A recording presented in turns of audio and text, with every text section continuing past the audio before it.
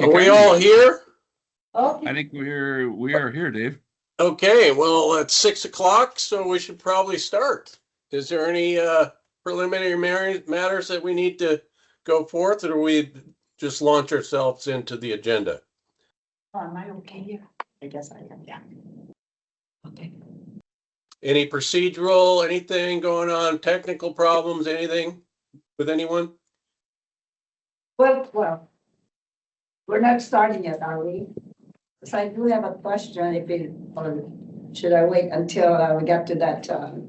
You board should probably meeting? get, thanks, Emma. We, if you can point it towards an area that we're going to be at in the Okay, agenda, that'd be great. Then we'll take the questions. thank you. All right. Roll call, since I can't see everybody, I'm going to ask for a roll call, please. Great. President Spikers, Here. Vice President Bowers, Here.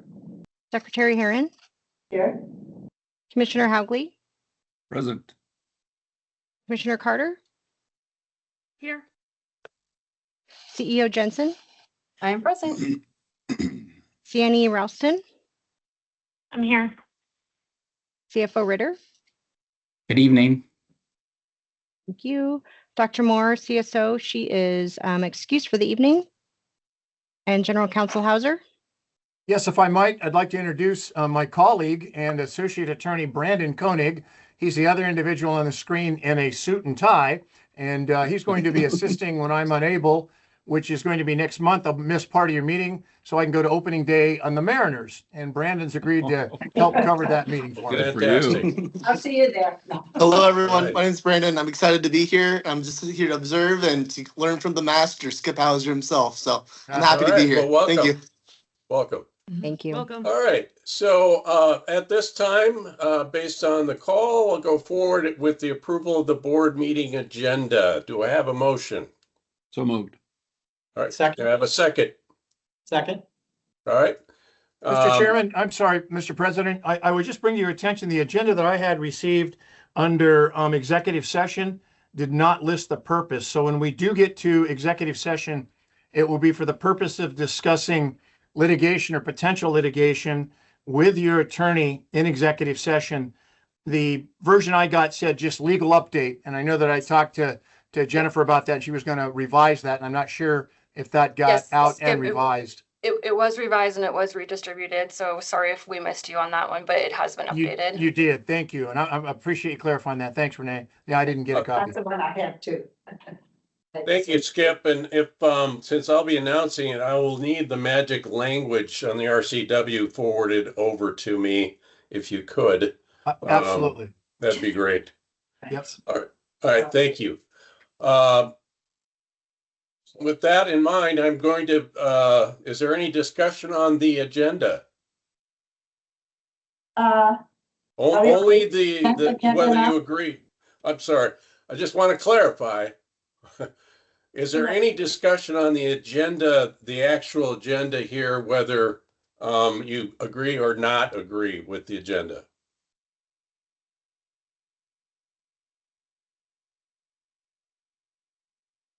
Call Okay. for the vote.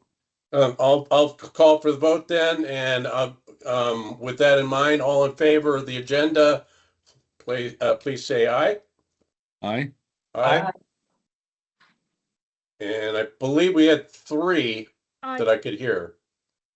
Did we all five vote? All five said aye. Okay, great. All five unanimous. We'll go forth with the agenda. And now we'll have a public comment from anybody from the public has up to 3 minutes. If there's anyone here that would like to make a comment, go right ahead at this point. I would like to make a comment.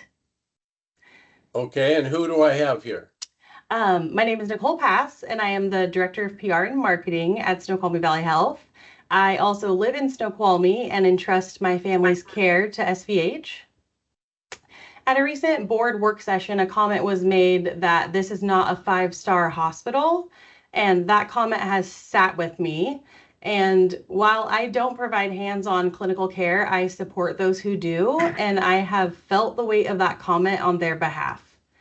Our caregivers show up every single day providing excellent care because they believe in our mission and they care about the people in this community.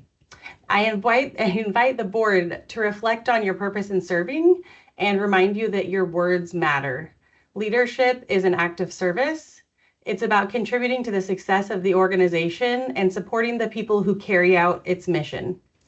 As publicly elected officials, your role is to serve this community and strengthen the organization entrusted to your governance. Since joining SVH in 2023, I have seen how a lack of respect for our executive team and our staff has impacted our morale, impeded our progress, and distracted us from our strategic priorities. I stand by our executive team, our values, and the people who deliver on them every single day. Our team deserves your support and to be treated respectfully. Thank you. That's all I have. Thank you. Are any other public comments? I would like to have a public comment as well. This is Shauna DePrado. I am the Finance Director Controller. Okay. Good evening, Commissioners. Do you have okay, go ahead. Sorry. Good evening, Commissioners. As an attendee of the January board meeting, I left that meeting reflecting on the importance of respect and professionalism and how the board engaged with each other and our executive leaders. There were moments when this standard felt challenged, which was disheartening to witness. I believe that when respect and professionalism guide interaction, they create conditions for stronger collaboration, more thoughtful dialogue, and better outcomes for the organization, which is why I hope we are all here and part of this SVH team. This being said, I would love to envision the future meetings where, one, everyone has the opportunity to fully share their thoughts, comments, and prepared presentations without interruption.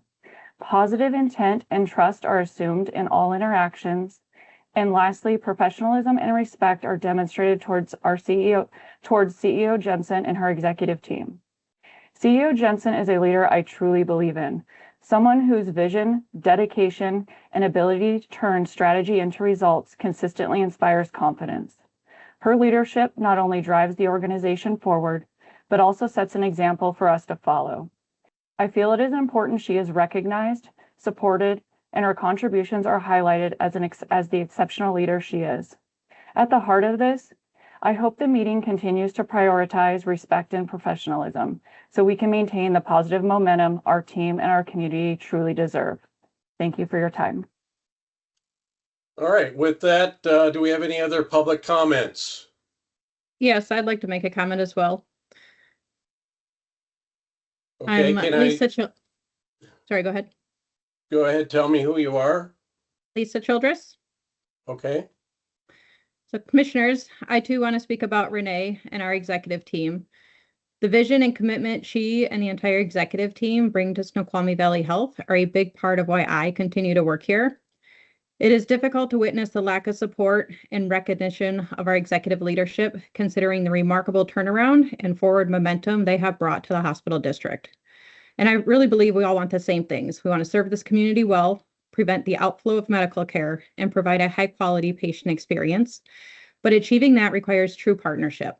I hope for a collaborative board, one that works constructively with the executive team and with one another. And that means coming to meetings prepared, reviewing materials in advance, and fully engaging in the responsibilities of governance. I live in this community. My family receives care at SVH. This hospital matters to me both professionally and personally. And I have great confidence in our executive team and in the direction they are leading this organization. So I ask you to reflect on the role you play in shaping this organization and commit to moving forward in true partnership. Thank you.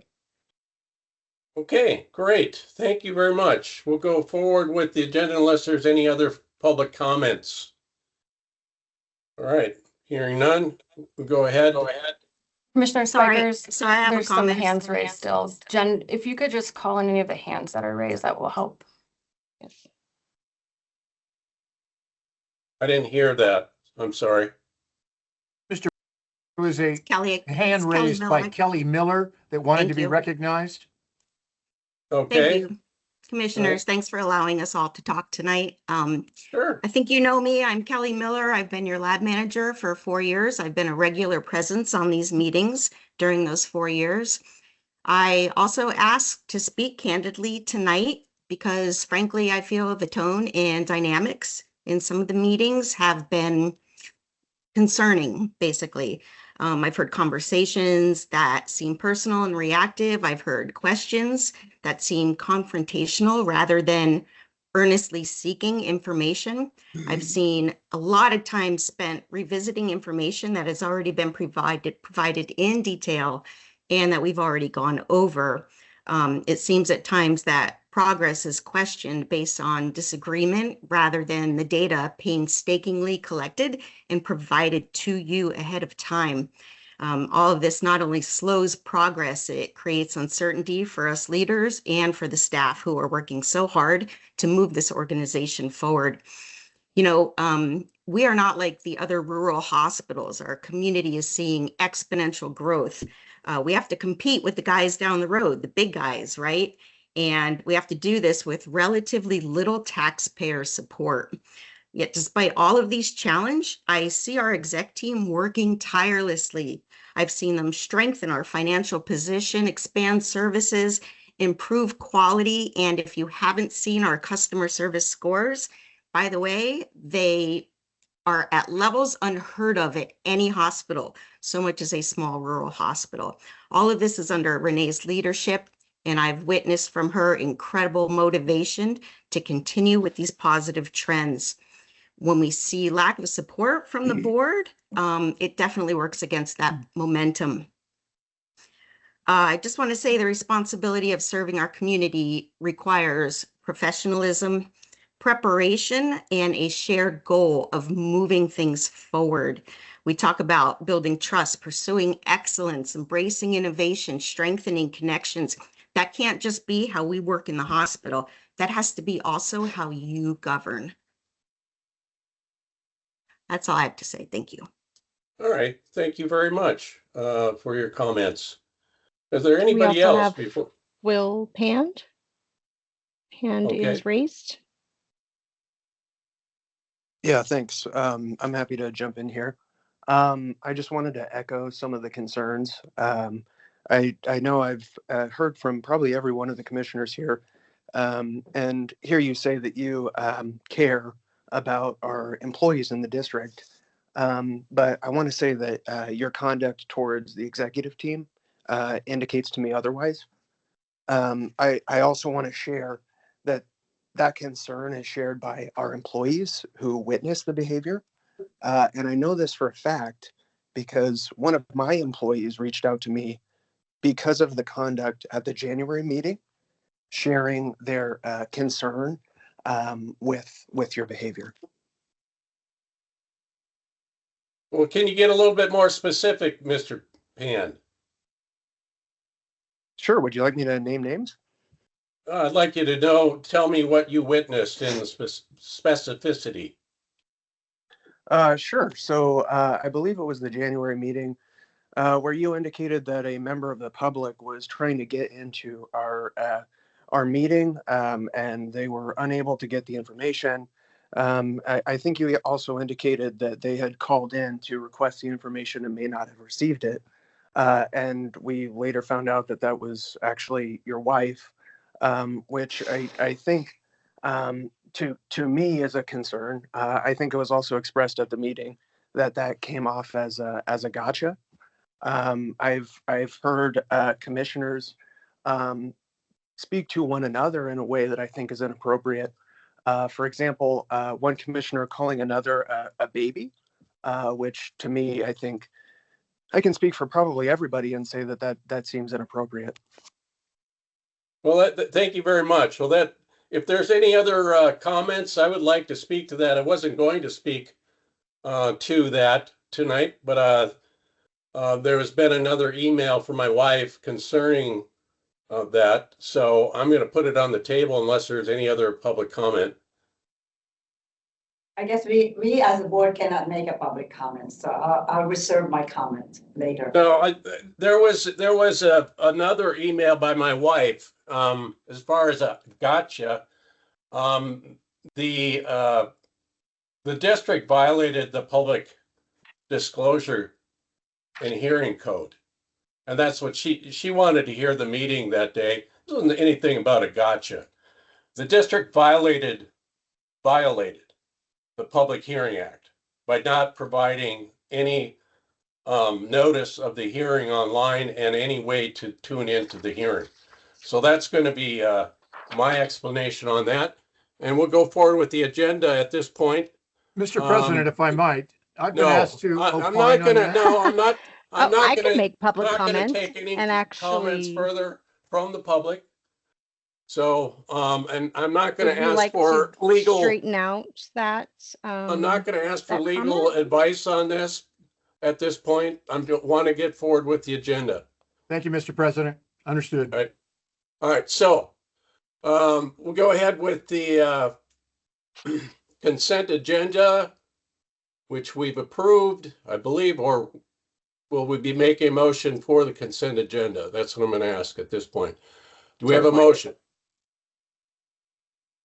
Okay. The consent agenda, can you hear me? I can hear you. Oh, okay. I do have a question before we do any voting on the consent agenda, the board meeting minutes for January 29. I am just going to clarify myself because I'm somewhat perturbed. I want to know, maybe I'm wrong. I could be wrong. That's why I requested to hear the video recording for our meeting on January 29. And I have not received that. I know that it is accessible to the public, but I could not locate where I could really find that video recording for our minutes of our meeting. We have been doing it for so many years, but now I don't find it where it used to be. So if somebody could give me requested Jennifer Scott and also wrote an email to Renee to follow up to see where I can find that video recorded. That should be accessible to the public as well. Emma, I would be happy to address that. Yeah. And if you wouldn't mind, if you could move to the left of Commissioner Bowers, then you'll be in view. Oh, Right now, because- we're unable to see you. I guess we have to move this. Oh, I'm sorry. If you Okay. move back to your original seat, we can see you where you are now. You're not on camera. Oh, I'm not, oh, okay, sorry. Thank Go you. ahead. I did Okay, respond as to long as your, you can hear me, sorry, because we're trying to figure out this. I did respond to your email and I let you know that unfortunately there was a technology error with the January meeting. There was an update with Microsoft Teams that we were unaware of. And so unfortunately, we have not been able to recover the video. So it is not available. Oh, we will not have it, is that what you're saying? We unfortunately, no. I wish we, The reason I wanted, there are a couple of things I wanted to check, because you have written in this particular minute of last month, that, which is to me, was disturbing because I've always voted for the KPIs. And again, you did it again, KPIs. I remember our meeting last January where I said I was not going to participate on the SERP.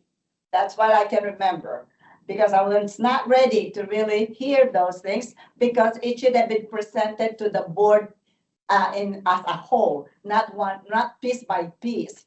So that's what I can remember, but Emma, you are correct. There was not a vote on the SERP. There was a vote on the KPIs, which are the key performance indicators for the organization as a whole. They are not related. I understand, but what I am presenting to you is that the opposing subject was on the KPIs and on the strategic plan, and I've been voting on that.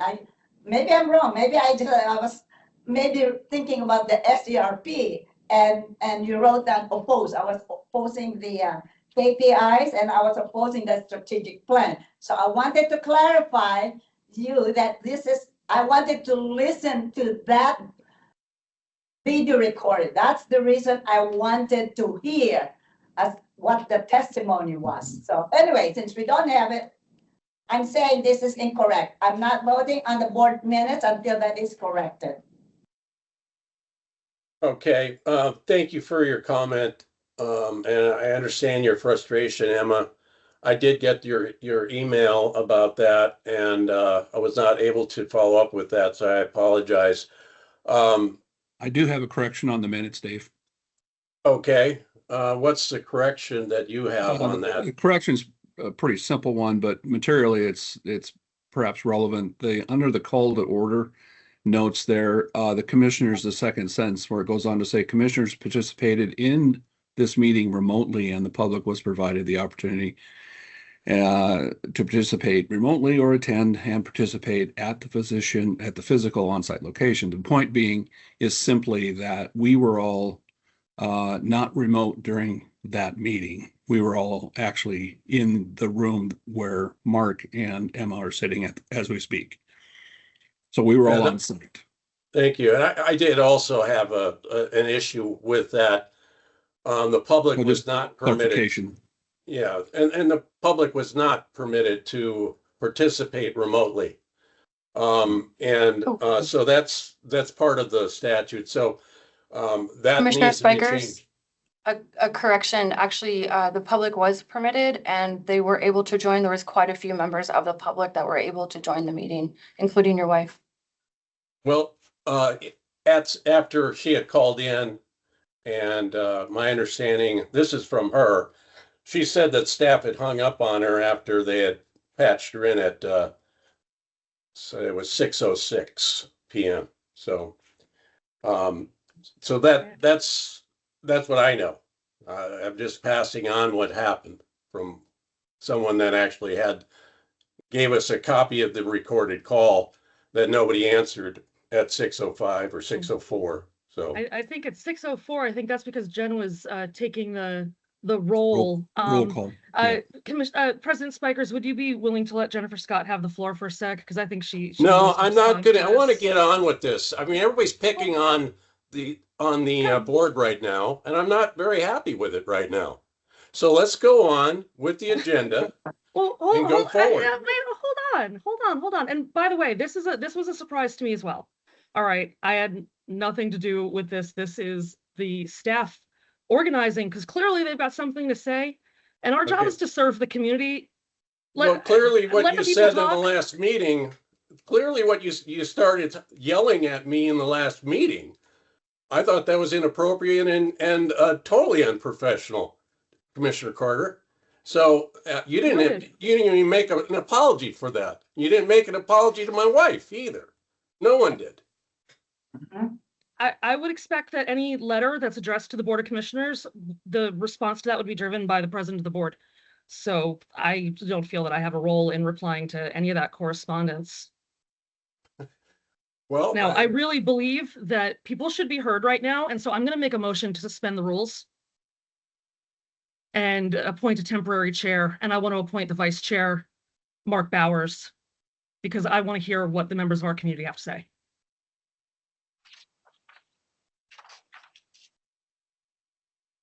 Okay, the motion's on the floor. Do I Well, hear there a needs to second? be a second. I would second that. Any discussion? No motion, let me say, let's continue with the meeting, please. This is very Okay, no, disruptive. there is a motion on the floor. There's no, okay. Do we have any other discussion about this motion? Okay, with that, do we, all in favor of appointing the vice chair to take over the meeting? Say aye. Aye. I vote no on that. I vote no. particular, Okay, issue. so that's 3 no's. That's my All right. no. Let's go on with the meeting, please. But may Mr. I, Spikers, if I may, a point of order, you have a motion and a second to approve the minutes. There was And I took- discussion as to correcting that. There has been no vote to either approve or Thank you. modify your minutes. Okay, so with that, with the changes that have been recommended, does anyone have a motion to adopt those changes for the minutes? the changes for the board meeting minutes that I am totally not going to vote yes until the Would you correction. clarify, Commissioner Heron, where the mistake is, please? It's on page, the board commissioners' business, the back. It's on 2028 strategic plan KPIs and 2028-2029 strategic plan. The mistake, I wanted to make sure I hear the video recording for that for January 29th meeting, which we don't have, because I wanted to make sure this is correct. I oppose. I don't oppose on any of these things. I've been voting for them since I can remember. Maybe the oppose was on the SARP, and that I believe is what I was referring to, that I did not vote on that. But there was no voting for that particular topic. It was on this. So I don't know, but maybe the hearing was, was in error or whatever. But that's the one that I wanted to make sure. it's Okay, I clarified. understand, Emma. I'm gonna cut you off at this point, Okay, because you're off track. I want to either, do we have a motion to amend the minutes as suggested by both Commissioner Haugley and myself at this point? To amend the minutes that are from the last January meeting? oh, the minutes of the last January meeting? No. Okay, does anyone make a motion at all? I would make a motion to amend the minutes to reflect the corrections that I had mentioned, and then I think Dave, yours were the same, were they not? Well, I did have an issue with the public access. Other than that, as well. Yeah, mine was specific to the fact that we were not, remote, we were not, we were present there in the hospital. sure. So I'll for the clarify that purposes I for- was remote. Sorry, for Jennifer's sake, we will clarify that the commissioners that were in person, and those that were remote. Was there any other changes other than that specific change? Yeah, I did have a change. I said there was a member of the public that was not able to access remotely. We will add a note that there was a member of the community that wasn't able to access until 6:06. Thank you. All right, with those changes, do I have a motion to adopt the addenda, Moved. consent agenda? Second, All right, with call for barring the no question. further discussion, I'm going to ask for a vote. All in favor, say aye. Aye. Aye. Aye. Mr. Chairman, may I return to Commissioner Carter's proposal?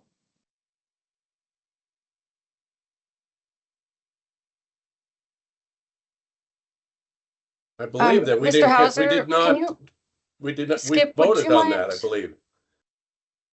That motion Skip, can you- was moved and seconded. That motion was voted upon and it Yes. was failed 3-2. Yeah. Well, You I'd like voted to in the revisit- majority on that, Commissioner Bowers. I'd like to revisit my vote on that. You can then ask if you were in the majority vote to reconsider your vote and bring that motion back before the board. And that's your request to the chair at this time. You want to reconsider your vote and that Yes, sir. motion? I do. All right, that's before the president now. It is to reconsider that motion. Go ahead and state your purpose for reconsidering the motion. My purpose is not to take over the meeting by any means. And I would ask for a short 3-minute reprieve, at which time we will hear any final comments and then return the meeting to the current chairman. Are you making that in the form of a motion? Yes, sir. All right, there'd be then a motion to have a 3-minute reprieve to allow for additional comments with continuing the president to chair the meeting. There needs to be a second for that. Are Second. these, Mark, are these comments from the public or are they from elsewhere? These would be It's been- public comments. It's Thank been you. moved and seconded. Now it is before the president to take any further discussion as to the motion to have a 3-minute reprieve to allow for an additional comments from the public and then the chair to resume. That's correct. All right, so that motion then is before you. If you're prepared to call for the question, the president can call for that question now, or there can be further discussion. I would call for the question. Question's been called for. It's a non-debatable motion. President Spikers, you should call for the vote now as to that motion. Let's call for the vote then at this point. All in favor of that 3-minute reprieve, go ahead. Aye. Aye. All right. It's unanimous, so go ahead. No, I State the case for any public comment at this point. We have one abstention, Mr. Yeah, Chairman. that's right, it is confused. Okay, so 4-1, Commissioner Herron abstains. Abstain, okay, not opposed, but I abstain. Thank you. Okay, But thank you for the opportunity. Again, I want to emphasize that this is meant only for a reprieve for 3 minutes, and the meeting will return to Chairman Spikers. At this time, I'd like to hear from anyone who has not spoken to this point regarding community comment. We have 3 minutes.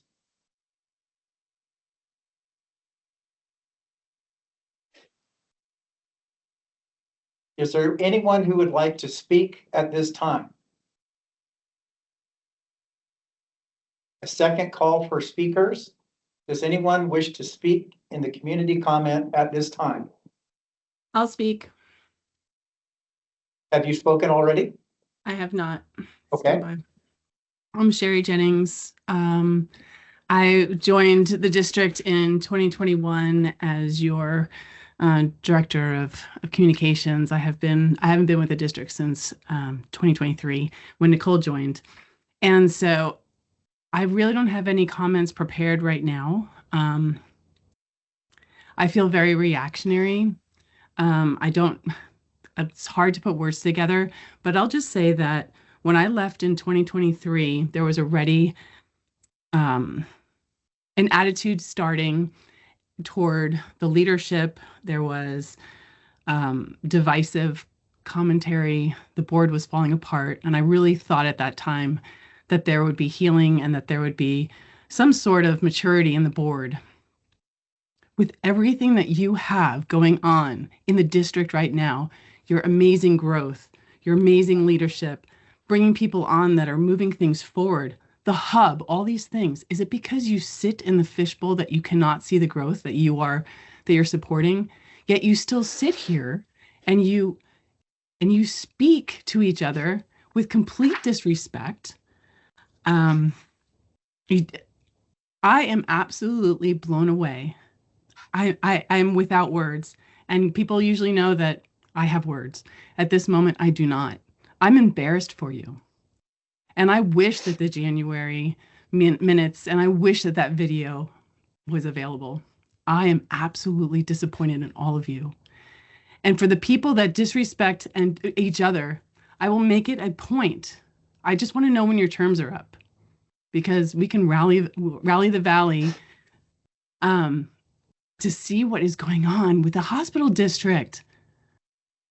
Respect the people that work there. Are you insane right now with the things, how you're bickering and the small little points? At this point, I'll call for the end of the comment because it's Thank you. become too personal. No problem. I'll be back, but good luck. Thanks, Renee. With that, is there any further comment?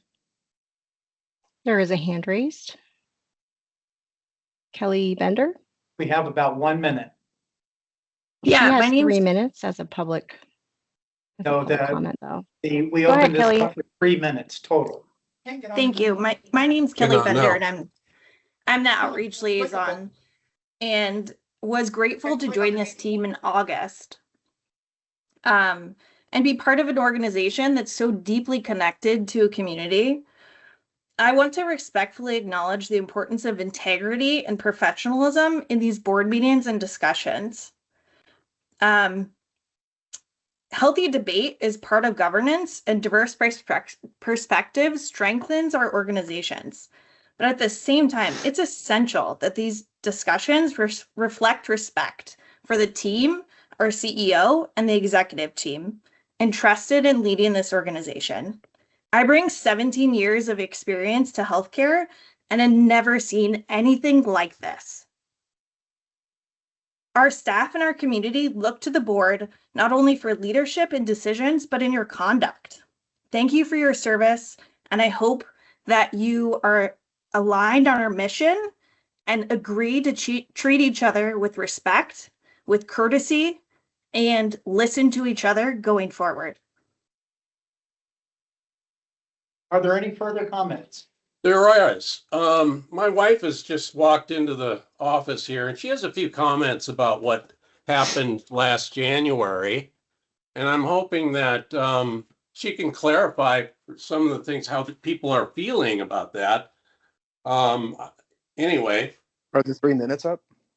Mr. Chairman, do you believe that's something we could table to a workshop or some other time so that we've already heard that comment to a large degree? We know what the issue is and we know what it is we need to do to fix it. Well, she still can't get on she can't access tonight. Well, let's make that an action item. There's no clickable link tonight either. There are 40 people in this meeting. Most of them received that link through the website. Our technology. So my time of reprieve has long gone over. I would like to return the meeting to Chairman Spikers. All right, let's go forward with the agenda then. We're on the patient story. Tricia Ralston. I'm sorry, Commissioner Spikers. Mr. Hauser, a point of order. We were actually supposed to be voting on the consent agenda. However, we voted on the minutes, so we'll need to vote on the remainder of the items on the consent agenda. Thank you. Thank you very much. With those changes, do we have a motion for the consent agenda to adopt the consent agenda as changed? Mr. President, actually, you had voted on the consent agenda when you were trying to actually vote on the minutes because you revised and amended your minutes. And then you called for a vote on the consent agenda when you were actually voting on the minutes. So it's just a two-step process. You modified your minutes, you voted to correct those, but you called it the consent agenda.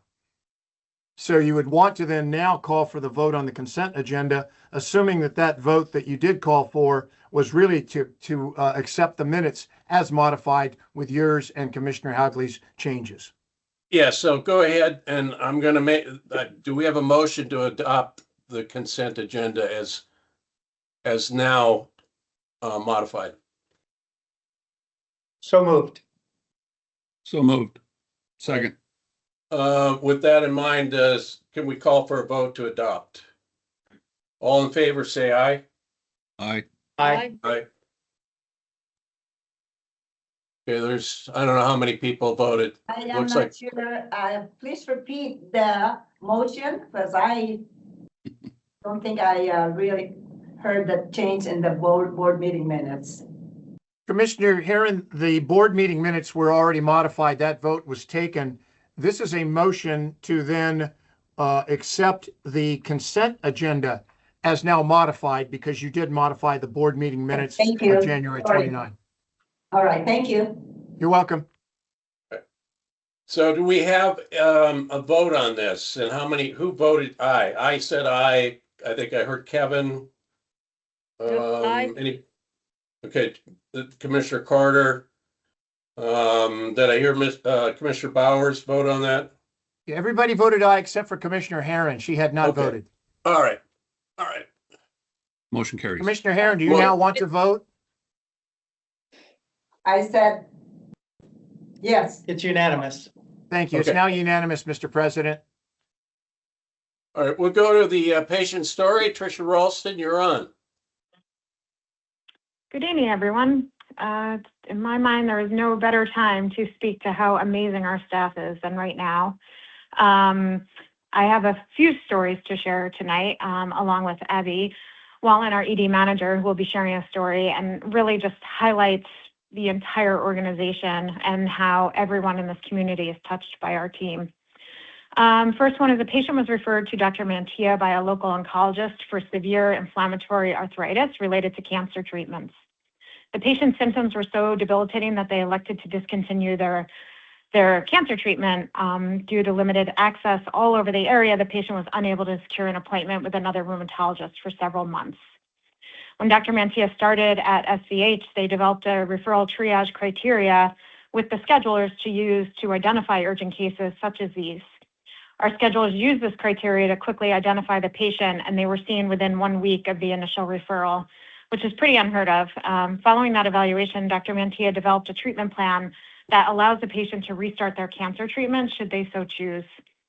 Dr. Mantilla and Kelly, our outreach manager, reached out to express appreciation for the referring provider, continuing to build trust with our community. Dr. Mantilla also developed a specialized clinic scheduling procedure so that in the future, we will have a mechanism for preserving the ability to get patients in urgently, despite Dr. Mantilla having a very large growing panel. So just a really nice highlight there. For the second story, I'm going to pass it off to Abby, our amazing ED manager.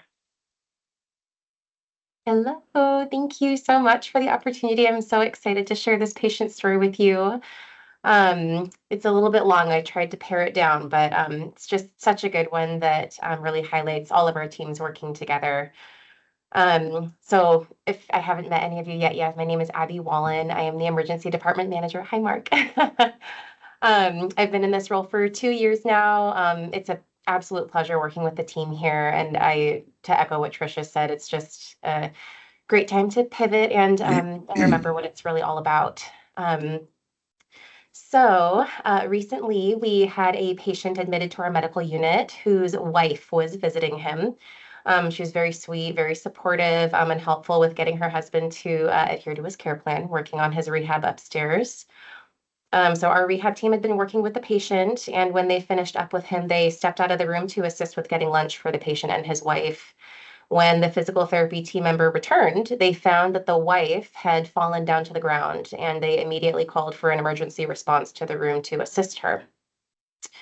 So our emergency department team responded to support along with the medical unit staff and physical therapy staff. Wonderfully enough, our team had actually recently drilled on this exact scenario and worked together seamlessly to get this woman safely rolled onto a backboard and to take her to the emergency department to be evaluated. In the process of getting the patient onto the backboard, the emergency nurse noticed that the patient was not speaking coherently and did a quick stroke assessment on her, asking her to smile wide and show us all her teeth. And she was noted to have a really significant facial droop in that moment. It's one of those textbook signs of a potential stroke, but not knowing what she normally looked like, it could have been her normal. So the nurse asked the rest of the team if they knew her well enough to know whether or not this was how she always smiled and talked. And the rehab team member that had responded, who had just been in the room with her 20 minutes before, was quick to inform the nurse that this woman is normally completely able to speak and smile normally with no deficits at all. Because of this, the decision was made to call a code stroke. The patient was brought down to the emergency department to be admitted, get a quick evaluation, and then was taken straight to CT. The patient was found to have a large vessel occlusion, meaning that she had a significant blood clot in the right side of her brain.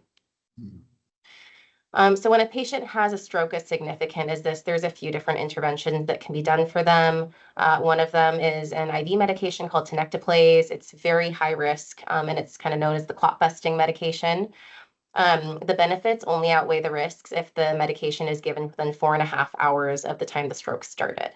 Then the second intervention is a thrombectomy, which is actually a surgical intervention where they use surgical tools to go into the blood vessel and remove the clot. The stars really need to align for patients to be eligible for both of these interventions, and this patient, because of her timely response, qualified for both of them. So the patient ended up getting her tenecteplase in the emergency department here. Her stroke score, which is a number that we calculate based on their physical deficits of the stroke, was very high. It was at a number 12. Minutes after getting her tenecteplase, this is an amazing response. Her score went all the way down to a 2. So basically went from completely not being able to move her face, not being able to speak, to all of a sudden she's able to move and talk to us and smile again. So we harp on this all the time. Time is brain, and the longer someone's brain goes without getting blood flow and oxygen, the more brain tissue dies and potentially becomes completely irreparable. So the expedient and collaborative work that our medical unit, imaging team, emergency department, and rehab team all provided to this patient contributed to her having such a significant improvement. That patient was eventually transferred into the UW system where they considered thrombectomy and actually decided against it because she had such an amazing response to her tenecteplase. She got rehab at UW, discharged 4 days later, and was back on her medical unit visiting her husband several days later. So she came back completely normal, no deficits. This is, I can't speak to this enough. It's truly life-saving work. This woman would not have been the same if our team had not been able to respond so quickly. She was in the right place at the right time, for sure. But I think it's just an incredible example of the work that our teams do every day here, even those on whom you might least expect, like a visitor that you're not worried about at all. So I'm so grateful to work with all of them, and I'm just delighted to get to showcase their life-saving work with each one of you. So I will wrap that up, but thank you so much for your time, and thank you to our incredible executive team for allowing me to share the story. Appreciate it. So Abby, I'd like to Thank appreciate you. how you made that presentation. That's amazing. Oh, That is thank an you. example of five-star care here. This Yes. person Yes, actually had their life probably saved. Kudos to our staff. Thank you. Thank you. Thank you, Mark. Fantastic. Thank you Yeah. so much for bringing that up. Thank you, Abby. And Commissioner Spikers, I do have just one last, I know I'm taking up more time than usual tonight, but after our amazing Bold Awards, this was just had to be shared and such amazing good work. So, excuse me, for this one, for those of you that were able to attend our Bold Awards, Cassidy Topher, one of the nurses up on our med floor, received Employee of the Year. It was a beautiful thing to witness as her assistant nurse manager gave the speech about it, and she was very surprised to get this award. Most of the nursing staff came to the stairs and cheered her on. And I know, that was following pretty good. weekend, the executive team received this letter from Cassidy that she gave me permission to share, and I would like to read. Hello, team. I am still honestly in shock writing this. I took a couple of days to let it all sink in, and in truth, being named the 2025 Employee of the Year was the first time in a very long time that I was truly surprised in a way that filled me with deep pride and gratitude. I was touched beyond belief to be chosen, and I feel incredibly honored. Sorry, there's some background noise. Is somebody trying to say something? Okay. What makes this recognition so meaningful is the people I work beside every day. In all honesty, we are surrounded by the very best nurses, care teams, and support staff across every department. In any job I've ever had, I've never seen this kind of teamwork between departments, with such deep respect for all individuals and what every single person brings to the table. We wholly recognize each other and how much we all do to create change, and that's palpable across the floors. The compassion I see with everyone here inspires me more than I can put into words. I feel deeply proud and humbled by this recognition. The plaque now sits in my kitchen, and each morning I start my day with a cup of coffee and a quiet moment of gratitude as I look at it. To me, this award represents the quiet comfort we offer patients, the teamwork during stressful shifts, the way we show up for one another, the extra steps no one sees, and our shared commitment to caring for our community. Being part of an organization that recognizes the people who create that impact is incredibly meaningful and motivates me to continue growing and giving my best each year. Thank you for trusting me, supporting me, coaching me, and allowing me to be part of such an extraordinary team. I'm excited for all the future work, progress, and care we will continue to provide together. With sincere gratitude, Cassidy. Thank you for allowing me to share that. It was so meaningful to the executive team and such a good representation of the amazing team we have at SVH. Thank you, Trish. Thank you so much for sharing with us. That was great. I was able to see that award that she got, and I did hear the staff up on the stairway cheering her on when she received it. That was pretty awesome. All right, let's go to Commissioner Business. Ambulatory expansion update, Dick Breton. Yeah, before we jump in with Dick, I think we have some slides. We've got a few other things in here besides just Dick. I'd like to introduce Jeff Crawford. Jeff is the Senior Project Manager for GLY, and he is going to discuss a little bit about site safety with our hub tonight. Yeah, thanks, Renee. Yeah, like Renee said, my name is Jeff Crawford. I'm the principal in charge for the Hub project, and it's been a fantastic project for me personally, working with the SVH staff and also living in the community. And as you guys can imagine, there's just a lot of excitement going around the community.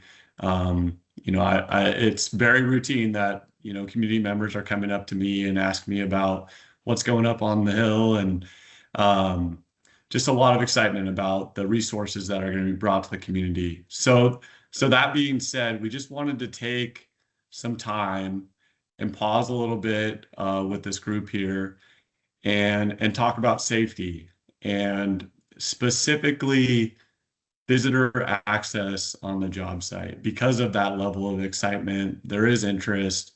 And so what does that mean, and what is our protocols? So any visitor, whether it's a community member, employee, subcontractor, or board member, is required to check in and follow our protocols. So what I wanted to do today is just kind of step through those, because I think it would be great for everyone to hear that, and continue to understand that safety is our top priority, and it's a non-negotiable. The site just changes so quickly from a day-to-day basis, from structural steel to pouring concrete to deliveries. It's just such a fluid job site. So that's why these protocols are in place for the safety of everybody involved. So like I said, step one, there's a lot of signage out on the job site around the perimeter fencing. Step one would be to report to the GLY Construction office. So all visitors are required to check in with site supervision. The second step, signing a visitor waiver. So if you have to sign the waiver. If not, there's no access. Third, wear the proper PPE at all times. So what that means is all the required personal protective equipment, including your hard hat, safety glasses, high-vis vests, appropriate clothing, and then also closed-toed footwear. And then as you go through those first three steps, the fourth step would be to have an escort. So all visitors will be escorted by a GLY supervisor at all times. It just ensures that everybody remains safe, out of harm's way, and just making sure that they're guided in a way that's that kind of is compatible with the work that's ongoing. And then the other thing that I wanted to mention, as it relates to tours, and I met a few of you guys at the groundbreaking. It was super fun. And what we want to make sure is that if you are wanting to tour, and it is exciting, and we hope that we're able to do tours with everyone. It's fun to really celebrate the work that's going on. But what we're asking is that you check in with Renee first, get approval, and then those will kind of get passed down through us through Dick Bratton. And then we'll make sure that we figure out a date and time that works for everybody, and access the site that way. So just to be clear again, there's a zero tolerance on this. It's just for everybody's safety. And yeah, I guess that's what I had to share across safety. And I really appreciate everybody's time to allow me to kind of report out on this important aspect of the project. Thank you, Jeff. We know GLY takes safety very seriously. We appreciate you being here tonight, and we love that you live in our community. Yeah, it's awesome. Super exciting. Appreciate everybody's efforts. So you really have to have steel-toed boots? Yeah, that's correct. So I asked, that's going to be I tough asked to Jeff do. to come tonight because we had a breach of the security fencing by a member of this board, and they have had to file an incident report, which will become a public record. And so we just want to make sure that everybody is aware of the rules and the processes so we can keep everybody safe. So thank you, Jeff. Thanks, everybody. I'm going to And jump I off. believe Thanks. moving into the next part of the hub update, we have a little surprise for you. I'm very excited. Nicole and her team have worked very, very hard to bring you this exciting moment. So as soon as Jen gets a second.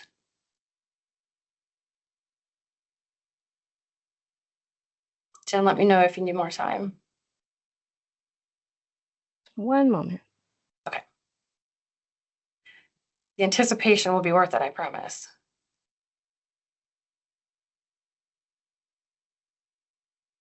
See, Commissioner Bowers is anxiously waiting.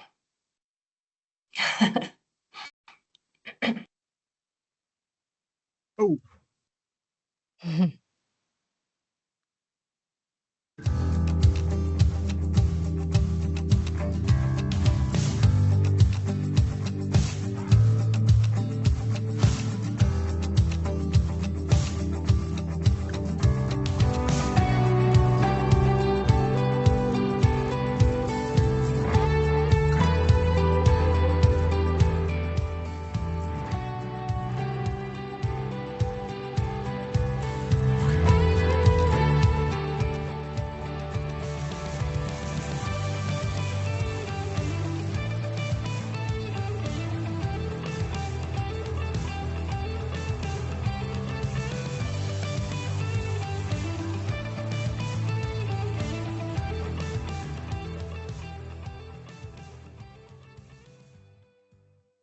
Thanks, Jen. This is just a rough draft of a video that Nicole and her team are working on. They'll continue to perfect it and add to it as we go along, but it's just super exciting to see it from the very beginning to now. So Nicole, thank you so much for that special treat. And with that, I would love to introduce Dick Bratton. You guys have met Dick before. He is our project manager. He is a guy that makes sure that we are on time and on budget. And he is going to give you a little bit more of an update on where we are with the hub tonight. And we've got a few slides for you, Dick. If you hang tight, we'll get those out. Thank you, Renee. Good to have you here, Dick. Thank you. So that was Jeff's slide. Okay. A lot of you know me, and I usually cut to the chase, but I'm going to provide a couple of anecdotal statements here before I get into my little bullet point slide program here. Nicole, when I say next slide, you'll be able to do that for me. And thank you for that. So this is a fantastic project. I've done a few projects. I'm kind of winding down, so this is very special to me, this particular project, as is, the people involved in the project. And it's a very positive project with a lot of synergy, expertise, and professionalism really throughout the organization at the hospital and the teams that we've been able to bring on board to provide a really fantastic hub project to be used by the public and patients in the very near future, really. So I kind of relate this whole experience to a recent fantastic result of the Seahawks. I mean, they didn't have the best team. They were maybe third or fourth in our particular division and maybe 13th in the whole NFL.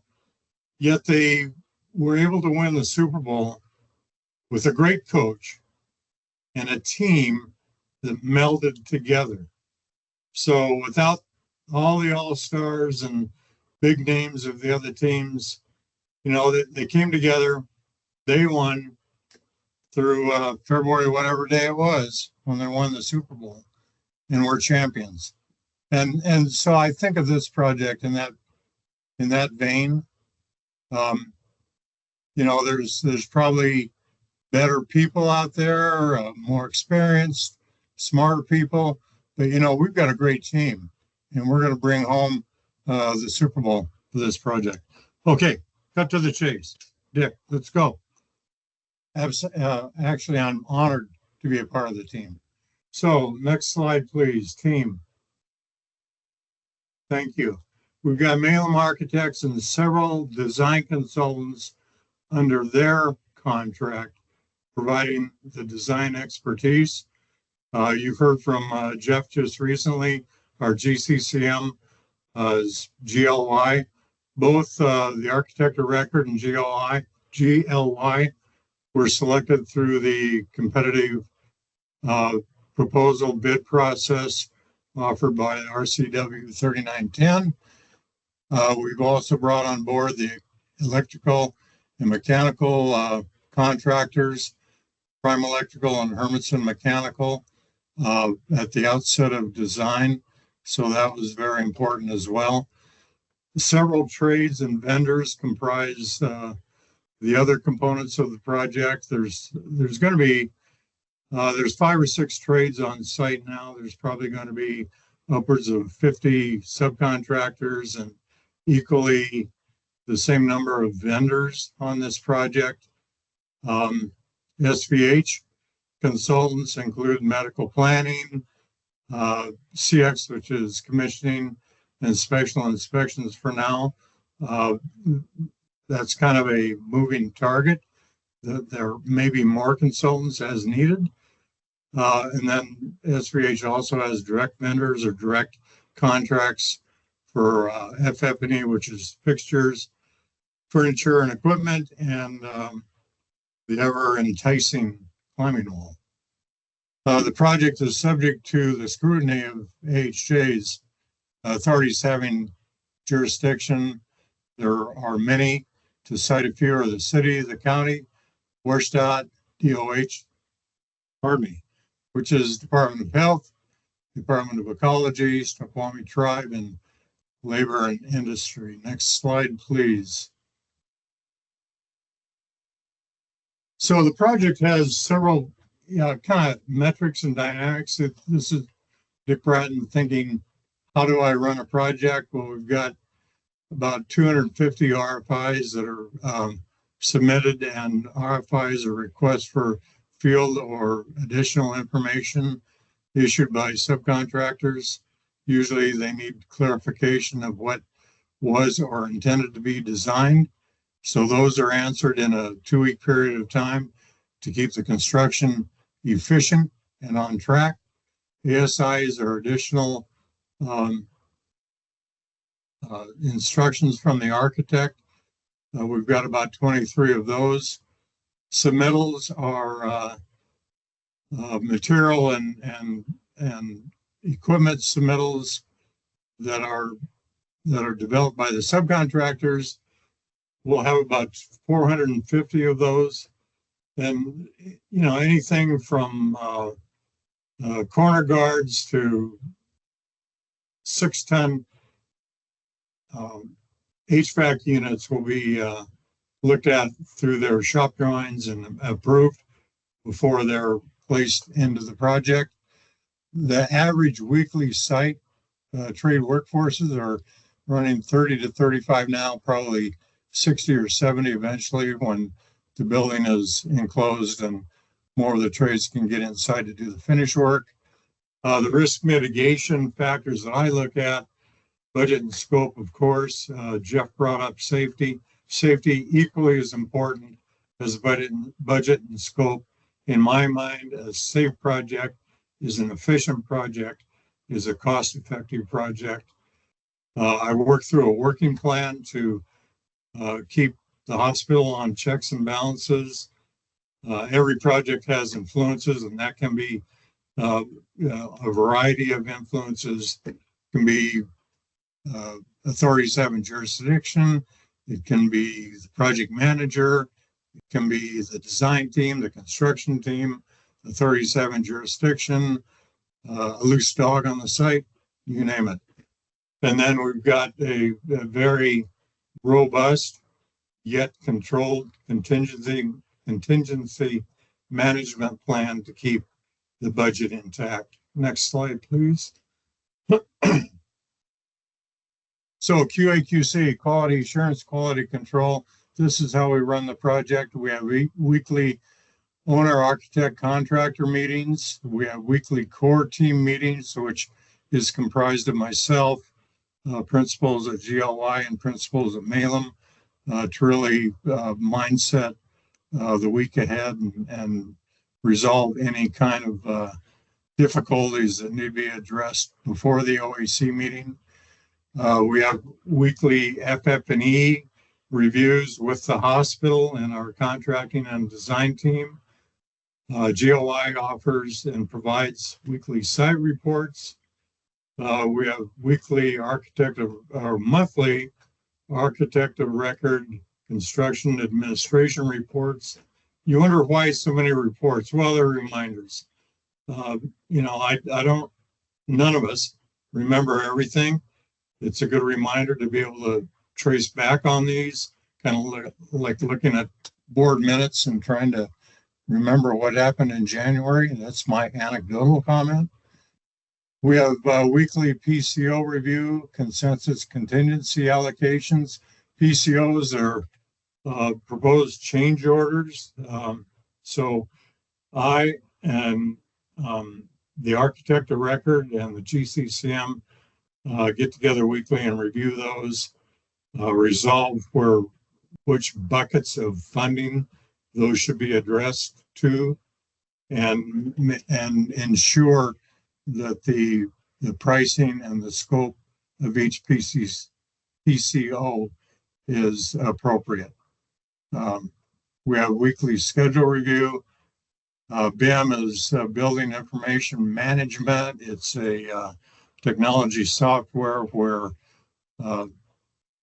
especially the mechanical, electrical contractors, the design team, and the project management staff at GOI determine what conflicts or what areas of concern may portend through the construction of the project.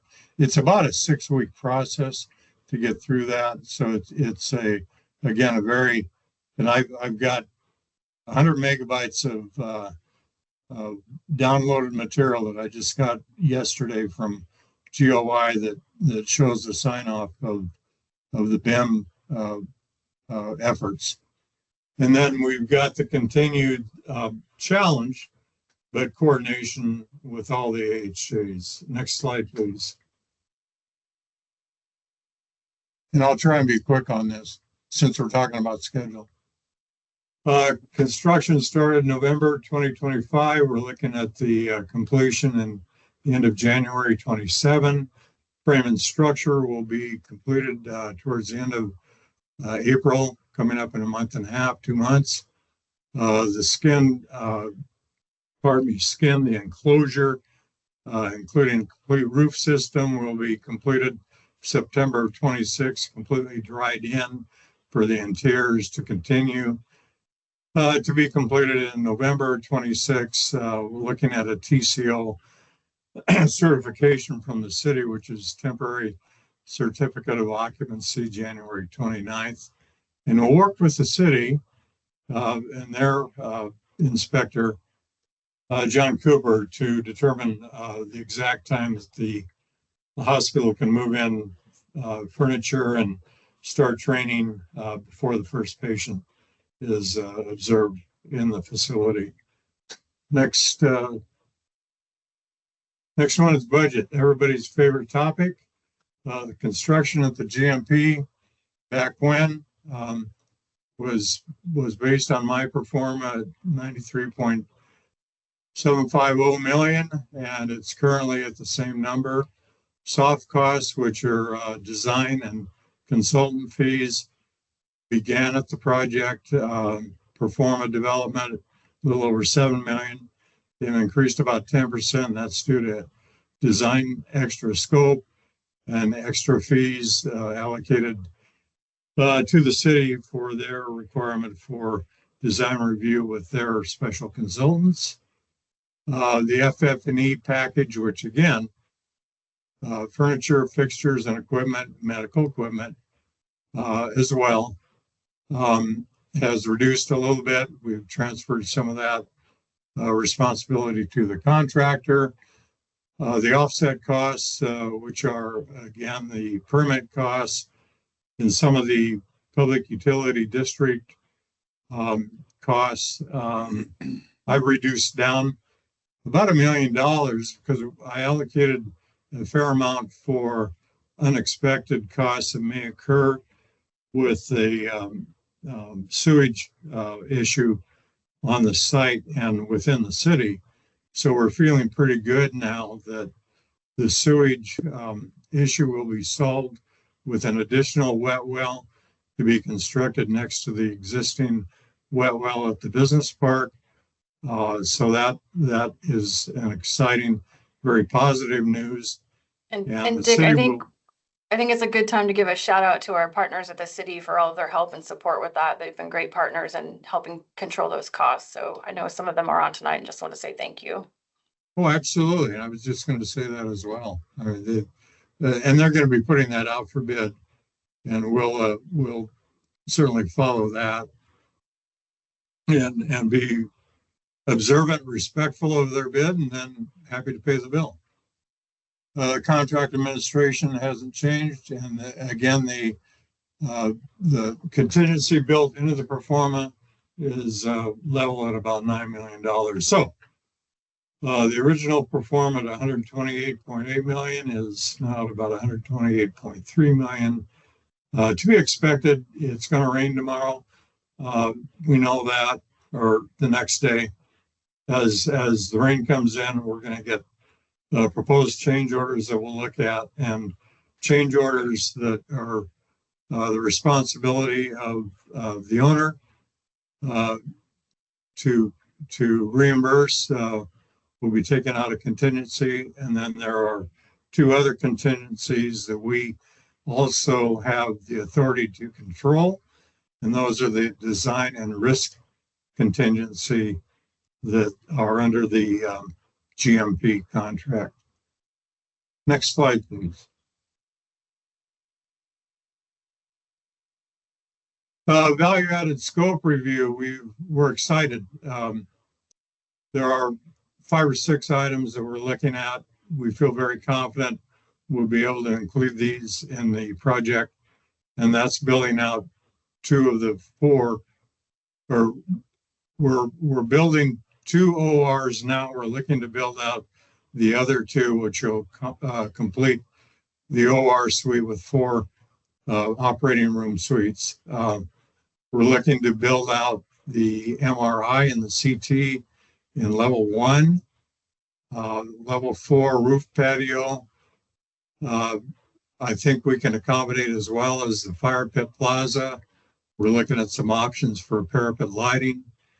And we've increased the EV chargers on the campus to include 3 dual high-speed chargers, which will give a typical EV car 45-minute charge up to 90% in lieu of the long-term charge. All these value-added scope, been working with the design and construction team, and with Renee and Patrick, we feel very, very positive to be able to accommodate these. Next slide, please. So, in working with the city, it was determined because of the traffic volumes that something needed to happen at the corner of 99th and Snoqualmie Parkway. That happening will be a new traffic signal. So we've been in close and continued and really an expended effort through our design team, consultants, and the city in working with the city engineers, the county, Warstadt, Puget Sound Energy, and again, Malem and their consultants to develop a plan and submit detailed documentation to provide the comments both from, again, Warstadt, the county, and the city to provide us permitting to build this signal. So we're looking at the May of this year start of that construction, that particular scope of element, and with a completion in October of 2026. So that's it. If you have any questions, I'll keep here. Dick, I want to say thank you so much for everything that you just shared with all of us. And it's so inspiring, especially when I get to the added value items that you spoke of, and certainly one of the things, there's so many details in that added value piece, but the public, as simple as it is, that what do you call it, the parapet lighting. So at night, as you know, that's going to be just dramatic. As people drive down that parkway and see that, and doesn't necessarily do anything other than, I think, a visual impact. But when you see the lighting, it can be such a dramatic effect. So I'm pretty excited about that, as well as obviously everything there. Thank you. Well, Kentucky has 2 weeks of fireflies every year. We'll have them year round. Thank you, Dick, I'd like to compliment you on being ahead of time and under budget. I love it. I've built 3 houses in this community, and every single one of them, the soft costs were 20% above the original budget. So this doesn't shock me in the least. Thank you for what you've done. I think about building a home. It took us 18 months, and look what you've done in how many months? 2 months? It's pretty amazing. Well, it's been about 5. Actually, it's been 2 years, but really construction's been about 4 or 5 months, and we're going to get it done in, the time that we thought was appropriate at the outset of the project. Sometimes, as you know, that doesn't happen. The one for the 12-month house build becomes 18, but we're dedicated as a team, strategizing to maintain that schedule and that budget. Your work is going to get that first patient in the operating room probably sooner than we expected. I love it. Yeah. I just hope it's not me. You'll be cared for well. You got We this. really appreciate having somebody with so much experience, as Dick does on this project. He was very humble earlier, and he said he's done a few of these. He's actually one of the best in the region, and he's done a lot of building in Washington State and healthcare and beyond. And we're just very fortunate that he agreed to allow me to have his last project before we encourage his retirement, hopefully. So thank you, Dick. You're welcome. I also want to introduce another important member of our community. Jonathan Perlstein is joining us tonight. Jonathan, I saw you on camera earlier. There you are. Hello. Jonathan is an esteemed member of the Snoqualmie and North Bend community. He's raised his family here and has lived here for quite some time. He's been a huge supporter for our district, and tonight we are going to make an announcement that the foundation has a capital campaign underway. Steve Wright, our foundation director, has been working very closely with members of our team and one of our consultants, and they have a very ambitious goal of $2 million to raise in support of this project, in addition to the additional philanthropy. And so the big announcement is to recognize Jonathan as stepping forward to be the chair of our capital campaign committee. So Jonathan, thank you so much for your commitment to our project. And if you'd like to share a little bit about yourself and why you chose to support us, I would love it. Okay, thank you, Renee, and good evening, everybody. Kevin, hello. Hello, Jonathan. But hello to all of you. Yes, Michelle and I and our family have been in the Valley for almost 30 years. We have 3 young adults, all graduates of Mount Si High School, 2 of whom reside in the Valley. My retired Naval Lieutenant son, Zachary Perlstein, and King County Sheriff's Detective Alexis Perlstein are both North Bend residents. We recognize healthcare as being fundamental to our community, along with education. Michelle has been an administrator, as an administrative assistant in the school district for 25 years, and it's been a mission of ours to support the school bonds and the teachers in our community. And now we're excited to move that focus to healthcare. So leading by example, we have brought all of our care to the Valley. We're happy, Michelle and I, to be patients of Dr. Hicks. Our first and as of now only granddaughter, Lena, is a patient of Dr. Janes. And while playing catch in the street with 34-year-old Zach today, he informed me that he and his wife, Juliana, are signing up for their primary care physician to be at North Bend. So since I intend to live the rest of my life in this valley, what better place for us to invest our time and efforts and try to be leaders in terms of further establishing and ensuring the quality of care provided by the Snoqualmie Valley Health Organization in our community.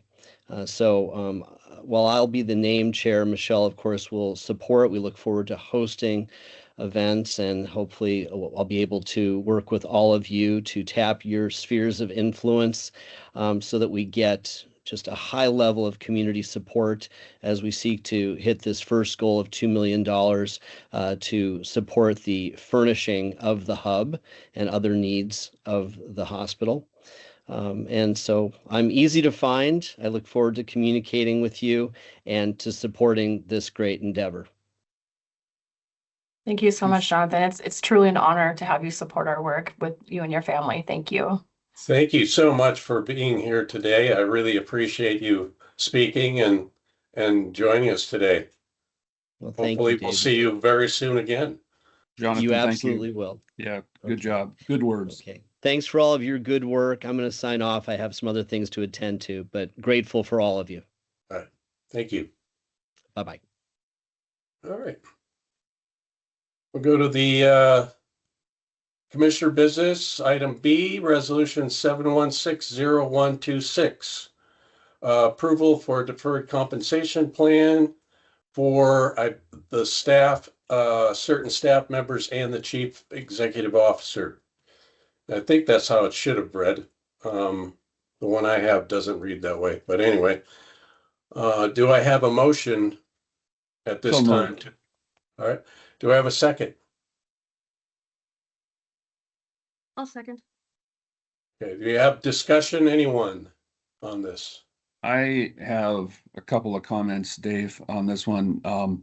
I would say that, this board has deliberated extensively about this particular issue, and I am just absolutely thrilled that we are where we are at this evening, and the broadness of it in this recent revision to not only reward our executive team headed by Renee, but others going forward really for a long period of time. So I am absolutely thrilled that we are here tonight and paying homage to really the right people getting the job done. And, I think of the word believe, and it's getting done. And thank you so much, everybody, for all your participation. I'd like to echo Commissioner Hogley's comments. This has been a project that predates me by quite a bit, but I understand the work that's gone into it, the effort and the passion that's gone into it. I think we are so close. We are right on the verge of really making an enormous step that I think is going to unite the board and unite the executive team. I think everyone that's contributed to this has done a very nice job. Thank you. Okay, so I had go ahead. Anybody else have comments? Yeah, really quickly, President Spikers. I wanted to thank you, President Spikers, and Commissioner Hogley, and all of the other financial minds that have been involved in this. Patrick Ritter, and then our outside consultants, financial minds much greater than mine. We really put this idea and this dream into your hands, and through a lot of really creative thought and deliberation, you came up with a really good plan. So I just wanted to thank you for all your work on that. Thanks. Thanks, Jen. Commissioner Herron, do you have any comments? Mike is on now. Oh, Okay. okay. Okay. That's No okay. comments? I'll reserve my comments later. Okay. I'm fine. Okay. Well, the only comment I had is, we love Renee and the staff We've always been that way, despite what people are saying today, but we do love our staff. And this is a way to show appreciation for everyone that is working so hard. The one thing that has bothered me about this resolution is it doesn't guarantee that any of the staff will be here for tomorrow. I assumed that the last time we were here that that Renee would be able to be working through year 10. This does not guarantee that. This guarantees that she does receive her 5 years of benefits vested after right now, and she can leave at any time and receive those after 10 years. Did everybody understand that? I guess before we vote. So she can leave tomorrow and still be able to receive the. Okay, does everybody understand that? Yes. Yes. Yes. No. Commissioner Herron has a comment. Okay. My understanding was the 10th year, so the first 5 years, she has no access to that. She will have access to, on the 10th year, about 50% of it. That's my understanding. Right? Brian Milliman is with us tonight. If there's any questions for him, he's happy to answer them. Well, my understanding was it's vested. She's vested for the 5 years she's worked here. Begins from November 19th, 2020, and then she can leave tomorrow, and she will collect $1.2 million a year on November 19th, 2030, if she wants. But she's Correct. not. She would be 50% vested at this point. And that's how the retirement plans are normally set up. When the board voted for the original retirement plan back in 2007 and 8, it was the same thing. The employees that had been in existence received their vesting schedule based on their hire date, not when the plan was started. So for example, I had started in 2004, so I had received 3 years worth of vesting in our 403B plan when that started. So that's typically the way that it works for retirement plans. But do you have access to it immediately when You do. decide? So you're 30%. So I was 3 years vested. In our vesting schedule, you only had to be 2 years to be 100% vested underneath that. So I was actually 100% vested as soon as the plan started. So any monies that I put in there, now it's a retirement plan, so I couldn't access it for Okay, that wasn't my understanding. I think it will be on the first 5 years you're vested, and then the next 5 years is where she has. Correct. She can't access it for, you are correct, Emma. She's vested at 50%. She would not be able to access half of that 50% vestment for 5 years, and then another 5 years before she could access the rest of the 50% that's vested. I'd also like to echo Commissioner Carter's comments. I think Commissioner Spiker really drove the ball forward dramatically with his revisions to this plan. I think the commission or the board sees this as an opportunity of incentive. We'd like to keep our executive team as it is. I mean, we don't want to change horses midstream. So we want to encourage our executive staff to stay with us through 2030 or beyond. So I believe, as I understand, the plan would be that vesting begins on day 1 of service. That's very common across the board in the community.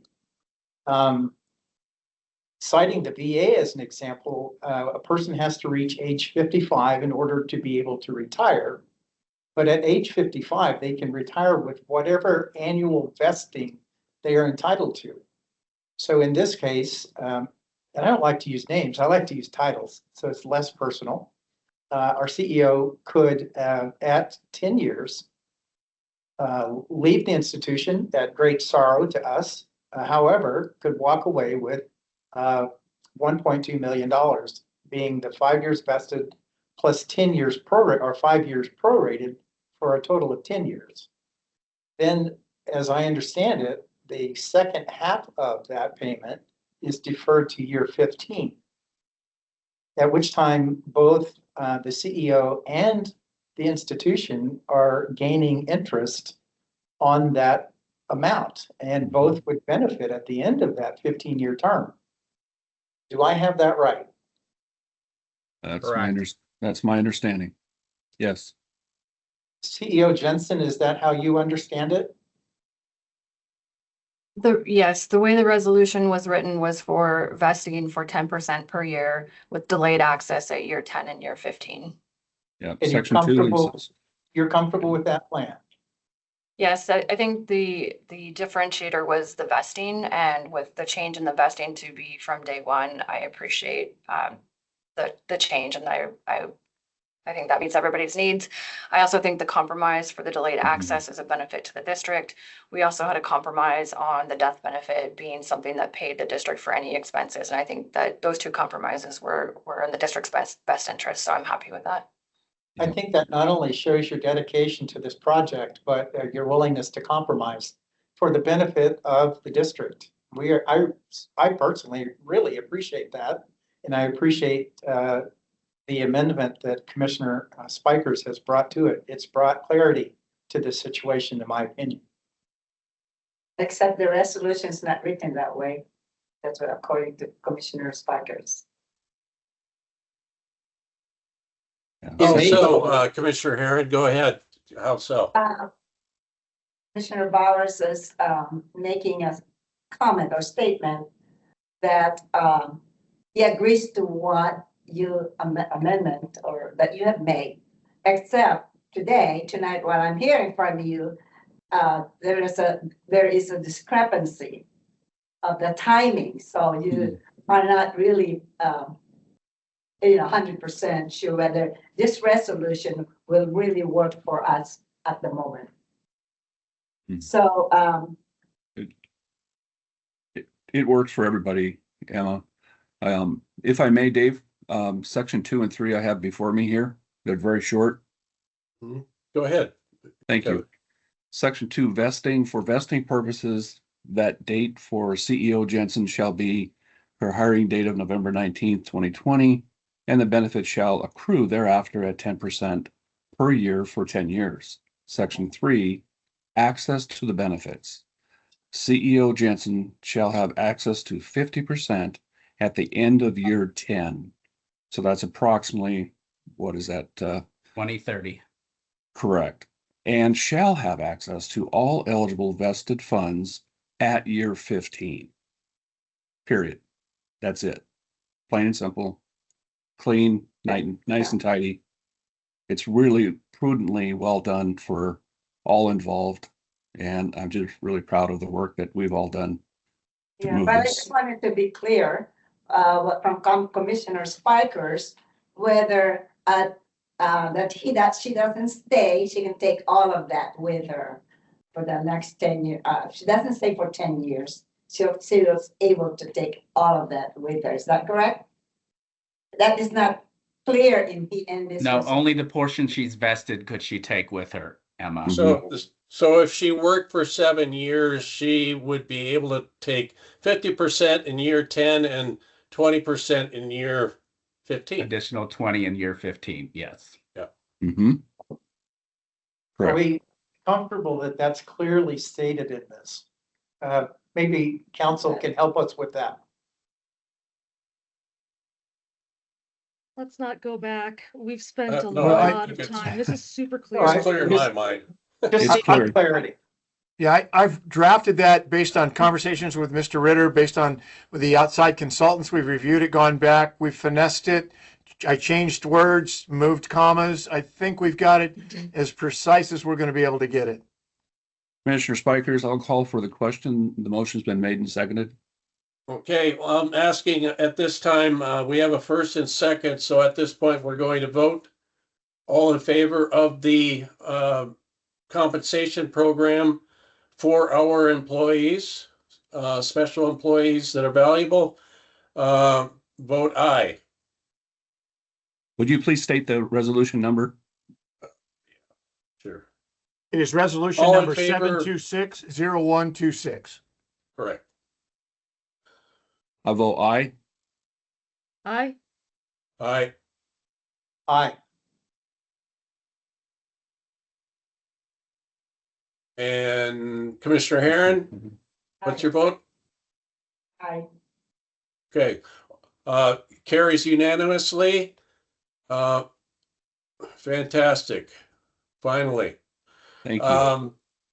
My appreciation to the board on behalf of not only myself, but the executive team. Thank you for recognizing the hard work and the dedication that this team has given to the district. Congratulations to all of you. I hope that the money goes around to everybody that is worthy of all of the hard work that they do. So We will ensure that it does. Commissioner Spikers, thank you so much. all right. Community health needs assessment. I hope everybody's read it because it is one heck of a cool document. Yeah, I would It like really to is. would like to It really is. introduce Jody Corona and Garth, you're here too, from Health Facilities Planning. These two and their team do a ton of work behind the scenes with a lot of data collection, a lot of analysis. They provide the information that helps us take care of our community and helps ensure that our strategic plan is meeting the health needs of our community. And they also are the masterminds behind helping us with our feasibility study for the hub. And so we just want to say thank you to Jody, Garth, and the team at Health Facilities Planning. So I think we have some slides we're going to put up there for them. Thank you. So if I if I can indulge for 2 seconds, Garth and I are going to divvy up this presentation, and we'll keep it at a high level. I know you've got a long meeting tonight, but what I want to tell you is I have a very enviable job, and there's 39 critical access hospitals in our state, and probably another 6 or 7 what are considered rural hospitals. And in any given week, I probably touch 25 to 30% of them. And what I want you folks to realize is that you are the buzz. There's a lot of negative things happening in a lot of rural communities right now. And every place I go, people are saying, how's Snoqualmie Valley doing this? We love their vision.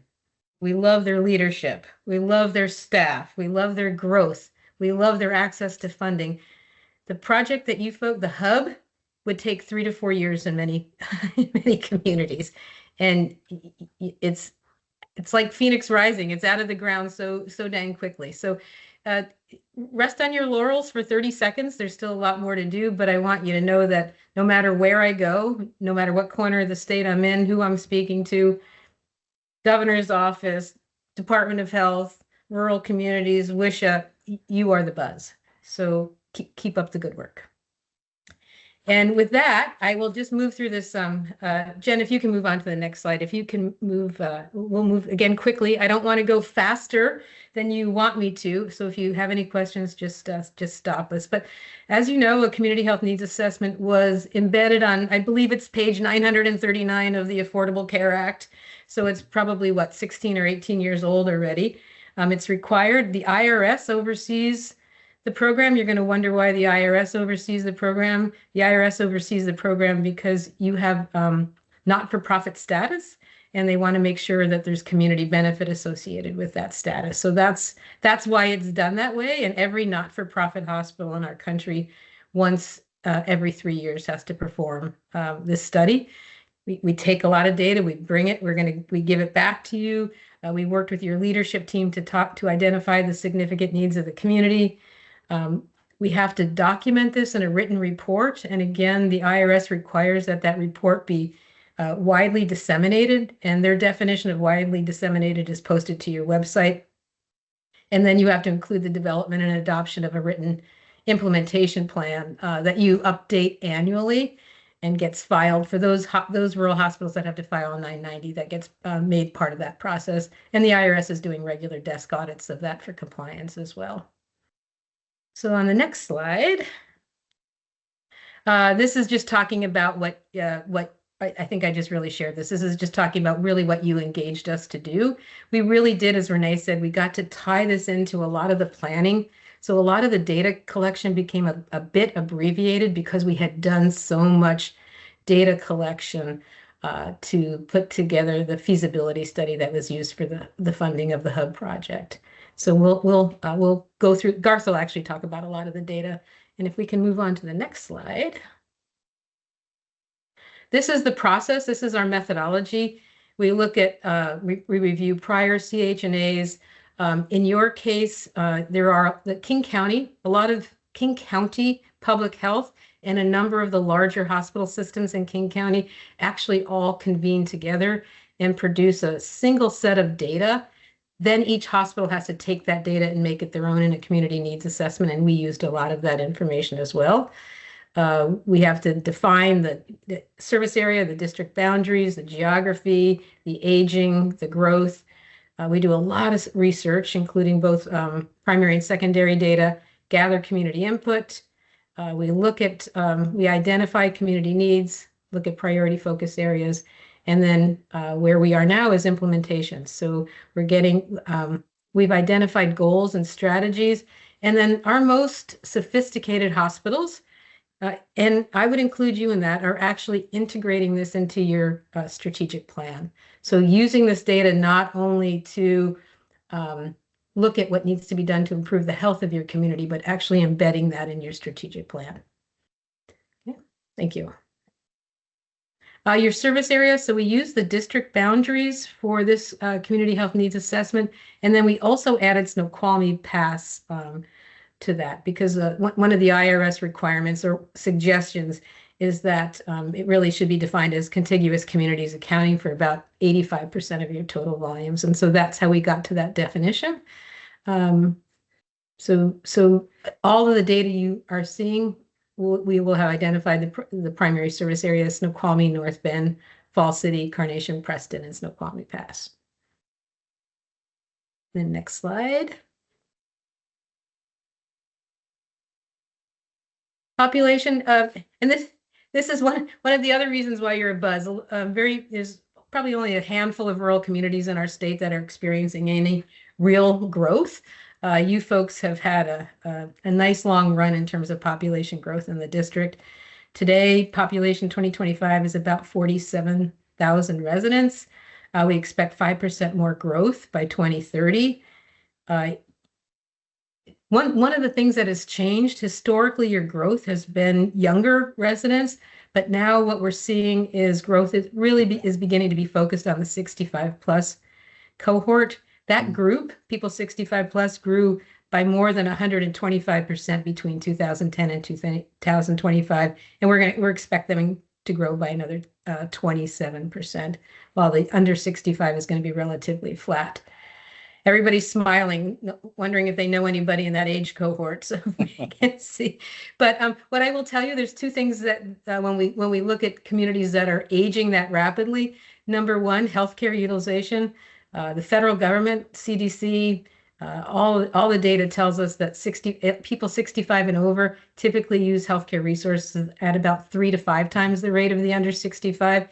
And then the other thing, when I look at that, I say, dang, where's the workforce going to come from? If all the growth is happening in the elderly, how are we going to make sure that you have adequate staffing to do the things you're doing? And your leadership team is laser focused on that issue.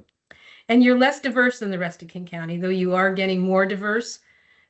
You are, significantly, and if we turn to the next slide, you'll see it on the next slide as well. You do have pockets of disparity in your community, which is what we would call, but they're hidden. Your community, generally hidden. Your community, their median income is about 35% higher than the county, 72% higher than the state. That said, you do have families struggling, earning less than 200% of the federal poverty level, much lower percentage than the rest of the county or the state, but you still have that cohort. And we really dug to understand what the healthcare needs are and what some of the socioeconomic factors affecting that cohort is. And the same way, the percentage of population in poverty is, two-thirds, almost two-thirds lower than the county, and much better than the state. Next slide, Jen. This is the last slide I think that I'm going to share, and then we're going to turn it over to Garth for some of the data. But the Robert Wood Johnson Foundation has historically done rankings. They take every state and they rank the counties in the state, each county in each state, by how healthy or unhealthy that county is. They are moving away from that model and just talking about the they're aggregating the counties more, but what you can see here is what they're talking about, or what they're showing us, is that health and well-being, which is one of their significant buckets of how they evaluate the community, represents how well and how long we live, including your physical, mental, and social well-being. Community conditions, this is where people live, learn, work, and play. It includes things like affordable housing, clean water, socioeconomic factors. And so we did, and Garth will be presenting some of this, we did look at this data both at the county level and at the district service area level.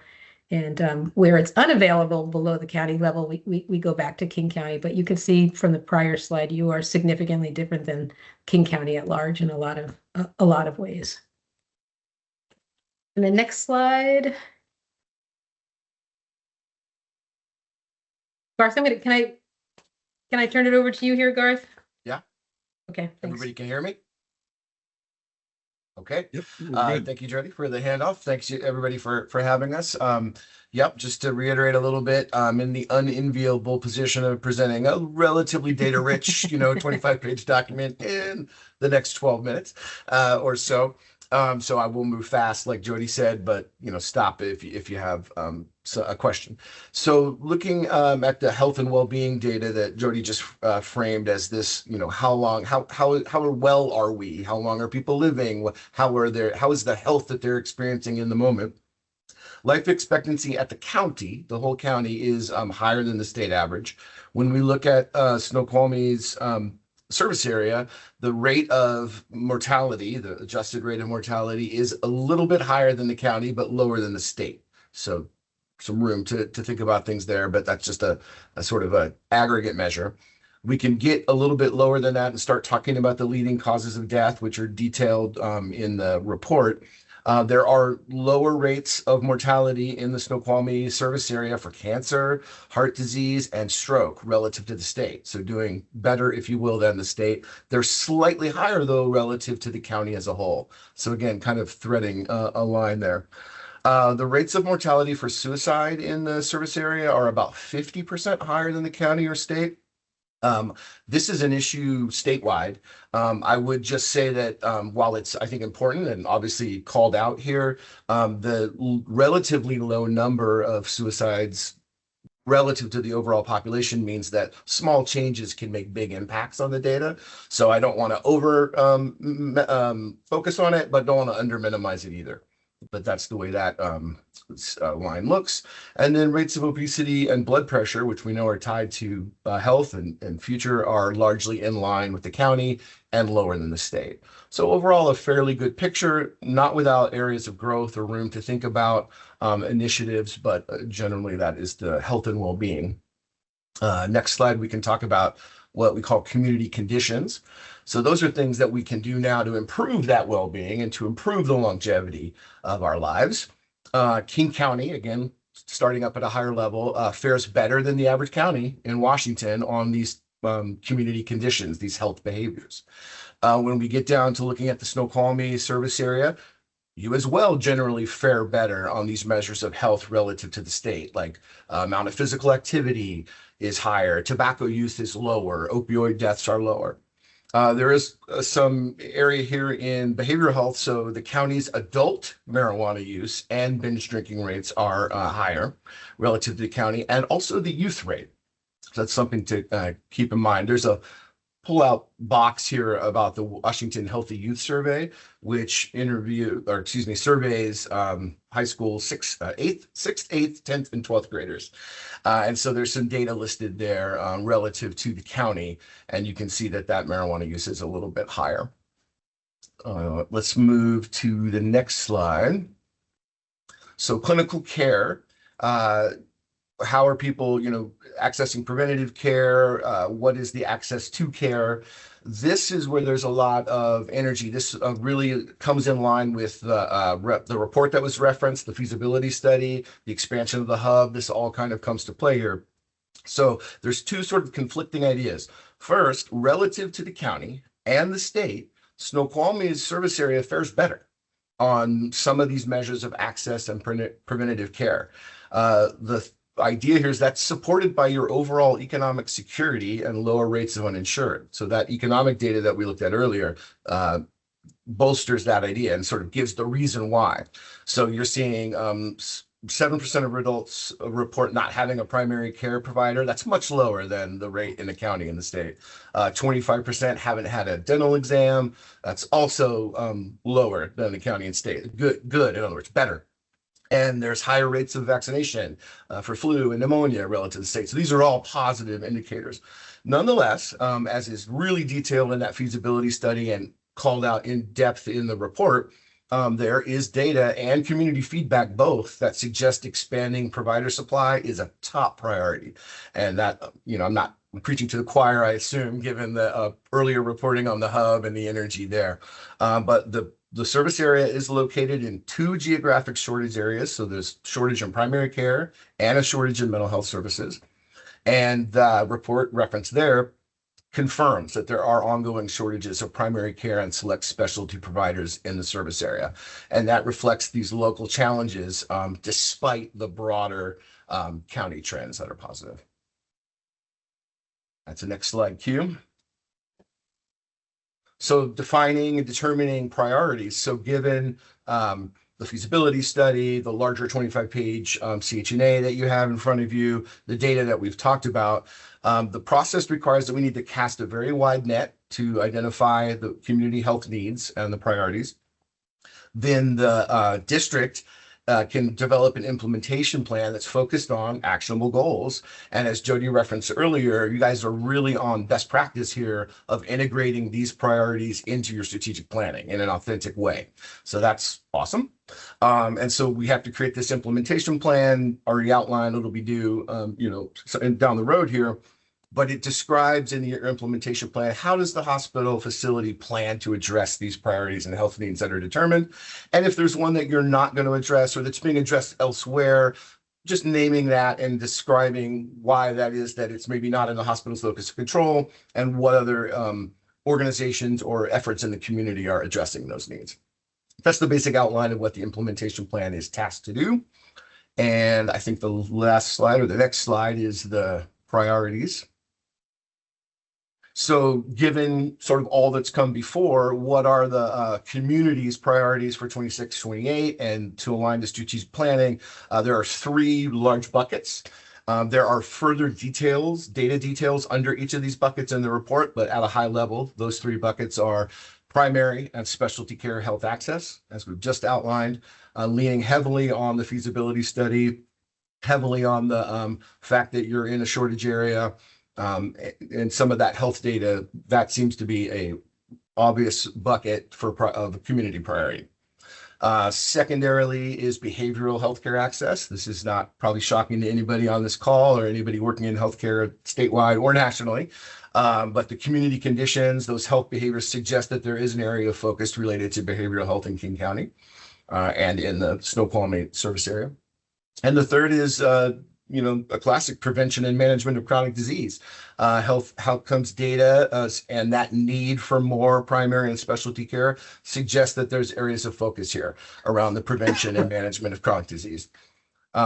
So again, further detail that sort of supports those 3 as the priorities are in the report.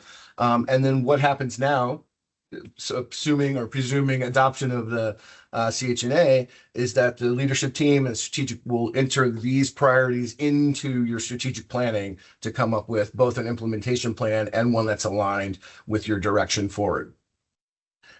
That is the short, hopefully short and sweet of it. If there are any questions, this would be a good time. Thank you, Garth. Thank you, Jody.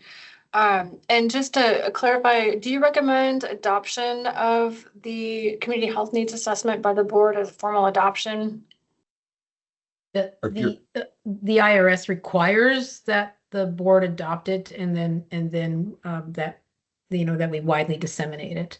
So. So Correct. Commissioner Spikers, a decision point tonight, you could either call for a vote to accept it, or you could let it marinate for another month and call for that vote at the next meeting. You're muted, Dave.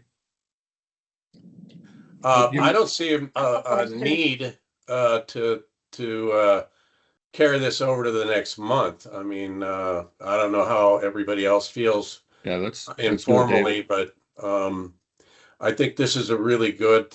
It's got a lot of great information in it, and it could be useful for us, not only us, but it'd be nice to have that on our website so people could refer to it and be able to look at it, see where we are and what we're doing and how we're affecting the community with healthcare. So I'm going to make a motion to adopt this. Can I ask one question to? It's about our status as critical access hospital. Go ahead. Oh, either Jody or the fellow that support. Okay. Currently, we are outside of the urbanized areas. That's why we can still be considered as rural health. We're still eligible for the rural health clinic or programs, right? So in 2030, when the Census Bureau or the census comes back to do as another survey, where do you foresee our eligibility and our status as critical access or rural health care? We seem to grow here. We are, we look more like a metropolitan rather than a rural area. So that's my question. The critical access status that right now we are, ready for. That is 2 years out of the scope of this particular report, however. Yeah, I was going to say, I can confirm your analysis of why you do qualify to be a CAH now. You are correct. I hope Jody didn't hang up because you're talking about strategy 10 years into the future, and that's definitely my boss's domain. Are you still on the call, Jody? Yeah, I'm here. So just two quick things. First of all, the requirement for critical access hospital relates to any not-for-profit. So for tonight's discussion about critical access, about CHNA, it has no bearing to critical access. I do know that Renee recently worked with the state, and they gave, they gave us a big, huge data dump to demonstrate on your ongoing compliance with critical access requirements. So Renee, I don't know if you have any more specific. I don't have all that information in front of me tonight. Yeah, the Department of Rural Health recently basically recertified us as a critical access hospital and confirmed that we met all the requirements to be a critical access hospital through the state of Washington. So we're very, very comfortable in where we are today. But part of the strategy, because we know the community is growing, is this hub. The hub is a big piece of the reason that we're growing our outpatient services and trying to rely less on cost-based reimbursement. And so there's a lot of strategy behind the revenue that this hub will build and the types of, or will bring, and the types of revenue that it will bring. So it's very strategic in keeping in mind that we cannot live forever on cost-based reimbursement. Mr. Chairman, I see no reason to delay the vote on this. I would like in the future for us to be addressing illicit drugs and the missing persons in this community. Go ahead and call for the question. Well, I don't think we've had a second. I made the motion, so. You did. I'll second. Thank you. Okay, with that in mind, I think we've had discussion, so I'm going to go ahead and call for the vote. All in favor of adopting the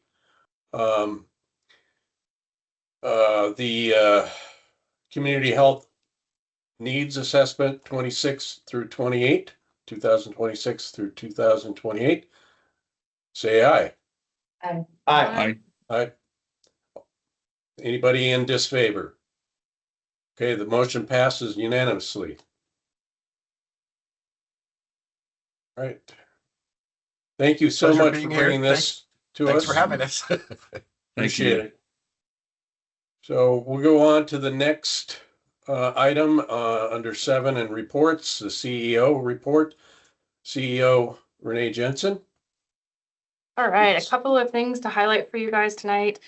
First and foremost, again, a shout out to our Steve Wright, our foundation director, has been working very hard on that capital campaign. He secured a $100,000 grant from the Joshua Green Foundation, and that is going directly to our capital campaign. There's also a private individual donor that has donated another $100,000 to that campaign as one of our leading gifts. And I know Nicole is working on an announcement for that, so I don't want to give that away. But we are well on our way with that capital campaign. There's a lot of momentum behind it, and I'm just really thankful for Jonathan and Steve and everybody else who've been raising those funds for us. I'll try to keep it brief, knowing that we're got a short time tonight. I also want to say thank you to Commissioner Bowers and Commissioner Haugley for joining me in Olympia for advocacy days with the Hospital Association. It was very, very timely because I was working on submitting a appropriations request to the state, and we were there to advocate for issues and bills that were impacting Snoqualmie Valley Health. But it also gave us another opportunity to meet with our legislators and talk about our appropriations request and our need to add a stoplight to the Southeast 99th Street. And we were very excited to announce that in addition to the funds that we've already received, that we have been included in the Senate budget in transportation for funds to support our traffic light. So that's not a done deal, but it has to go through the whole budget reconciliation process, and it has to make it out of session. But a huge shout out to Senator Victoria Hunt and the 5th and 12th Legislative District for all their support for that. So what that means to us is it creates a little bit of breathing room in our budget, allows that stoplight to go in and support the city and the community's needs for traffic control there. But then it also means that healthcare dollars aren't getting diverted from the hub project to do traffic control. So very thankful to everybody who has supported that and helped out. Obviously the Bold Awards were a huge event. Thank you to all the commissioners for coming and supporting our team. It means a lot to our staff that we do that celebration for them. And I guess other than that, I'll just entertain any questions or if there's anything you'd like to know more about. Congratulations. Thank you. We'll reserve the dollar amount until it's a done deal because sometimes it changes as it goes through. But yeah, it's a huge win for our project. Okay, if there's no questions, we can put up the strategic plan dashboard. This is your first chance to look at these KPIs that were approved in January and how we are doing on these. We are counting one of 5 of our physician recruits with adding Dr. Pasubiletti to our team. She was a PRN internal medicine physician that had been working just a few hours here and there with our medical floor. But because of the great work of the team and the new clinic in North Bend, we were able to convince her to come on full time and join us permanently. And I have heard nothing but wonderful things about the addition to her out in North Bend. So I think we're really glad to say that we've 1 out of 5 on that physician recruitment goal. Dr. Moore should be congratulated. She has been doing the majority of the heavy lifting with the physician recruitment, and just a thank you to her for convincing Dr. Pasubiletti to stay, and we've got a couple more coming for you. Some more surprises. Will Pan and his team are doing a great job on the volume in the clinics, but we're also doing amazing work in both diagnostic imaging, actually 3, lab and our therapies. They have been exceeding their volumes and really contributing to these encounters with our community. Doing okay on budget. This is a scary year. There's a lot of commitment to the hub here, and I think that we finished out January maybe even ahead of our own expectations, so that was good. Health system of choice, I think you heard from our team earlier, we have patient satisfaction scores are absolutely unheard of, continue to have very strong support from our community and those that utilize our services. And lastly, our team, I think this is the first time I have seen this low of a turnover percentage. We are at 20%. And that is just really commending, which is literally probably 2 years worth of work to put infrastructure and things in place to help reduce that turnover rate. So really happy to see that result from all the hard work that our team has been doing there. So any questions for me? That is all I have, and I will yield time over to the finance. This is really great, Renee. I want to ask Jen, I don't know if it's the same packet that I'm looking at. If you scroll up, could you go up to like the marketing bit? There's 2 pages, there's specialty. Yeah. I love these 2 flyers. And I love that it makes it easy for the commissioners and for other members of the community to be able to see and articulate what's coming. And I'm so excited about it. So first of all, thank you, Nicole and team. It's gorgeous. And next, how are you promoting this stuff? And are you putting this out on social, et cetera, et cetera? Oh my gosh. Yes, of course, the social is, our team is experts at social, so they have a ton of it out there, but also we are doing what we call the Hub Roadshow. And so myself and Nicole and Kelly Bender and Steve Wright are going out to all of the community groups and presenting this information. And these are the 2 flyers that are kind of our lead behinds for the community. So not only are we talking about what our current services are, but we're promoting the new specialties that we have to try to get some volume into our new specialists. And then also what's going to be coming with the Hub to create that excitement. So the team has me absolutely exhausted over the next 2 months. If you look at my calendar, it's ridiculously early and late. But it's well worth it. I always enjoy having those face-to-face conversations with our community. And like you said, Jen, they're loving these flyers and those QR codes. Yeah, it's a lot of 7 a.m. Rotary breakfasts, huh? And 7 p.m. City council meetings, etc. Yes. Well, thank you for doing it. Thank you for the roadshow, and thank you for putting these pieces together. They're gorgeous. Thank you, and thanks to our team. I have a question, Renee. In 23-24, I believe we reopened a medical aesthetic clinic. And we were excited about that. We had a gala where we invited all this, people in the industry, the vendors showed up and all of that. And never heard any more updates about it. What are we doing with that clinic that we started 3 years ago? Could you give us an update, and where are the numbers going? Yeah, thank you for asking, Emma. One slight correction to your statement. The champagne brunch that we had was in support of bringing Mammo to our community and other women's health services. So it wasn't specifically for the medical aesthetics program.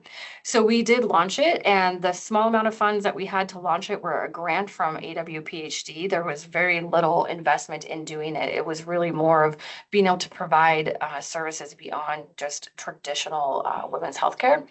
And so we did that, and Dr. Moore worked really hard, and we had a dedicated provider for that for some time. She wasn't able to stay with the organization because of the commute it was just too far for her. And then we hired more providers, and we had to give up the space. And so it was more important that our new providers had exam rooms and places to see patients than it was to have a dedicated medical aesthetic space. So now we do some medical aesthetics, but not a ton. And it's something that we'll bring back in the future when we have more space. But for now, it's kind of on hold, but we do a little bit for those patients and clients that were already established with us. So what happened to that personalized office of Tammy Moore? What happened to that beautiful, it looks more like a salon rather than a clinic? Yeah, we basically turned it into a exam space to be able to see patients. And so we're doing clinic appointments in there now. All right, thank you. Appreciate that.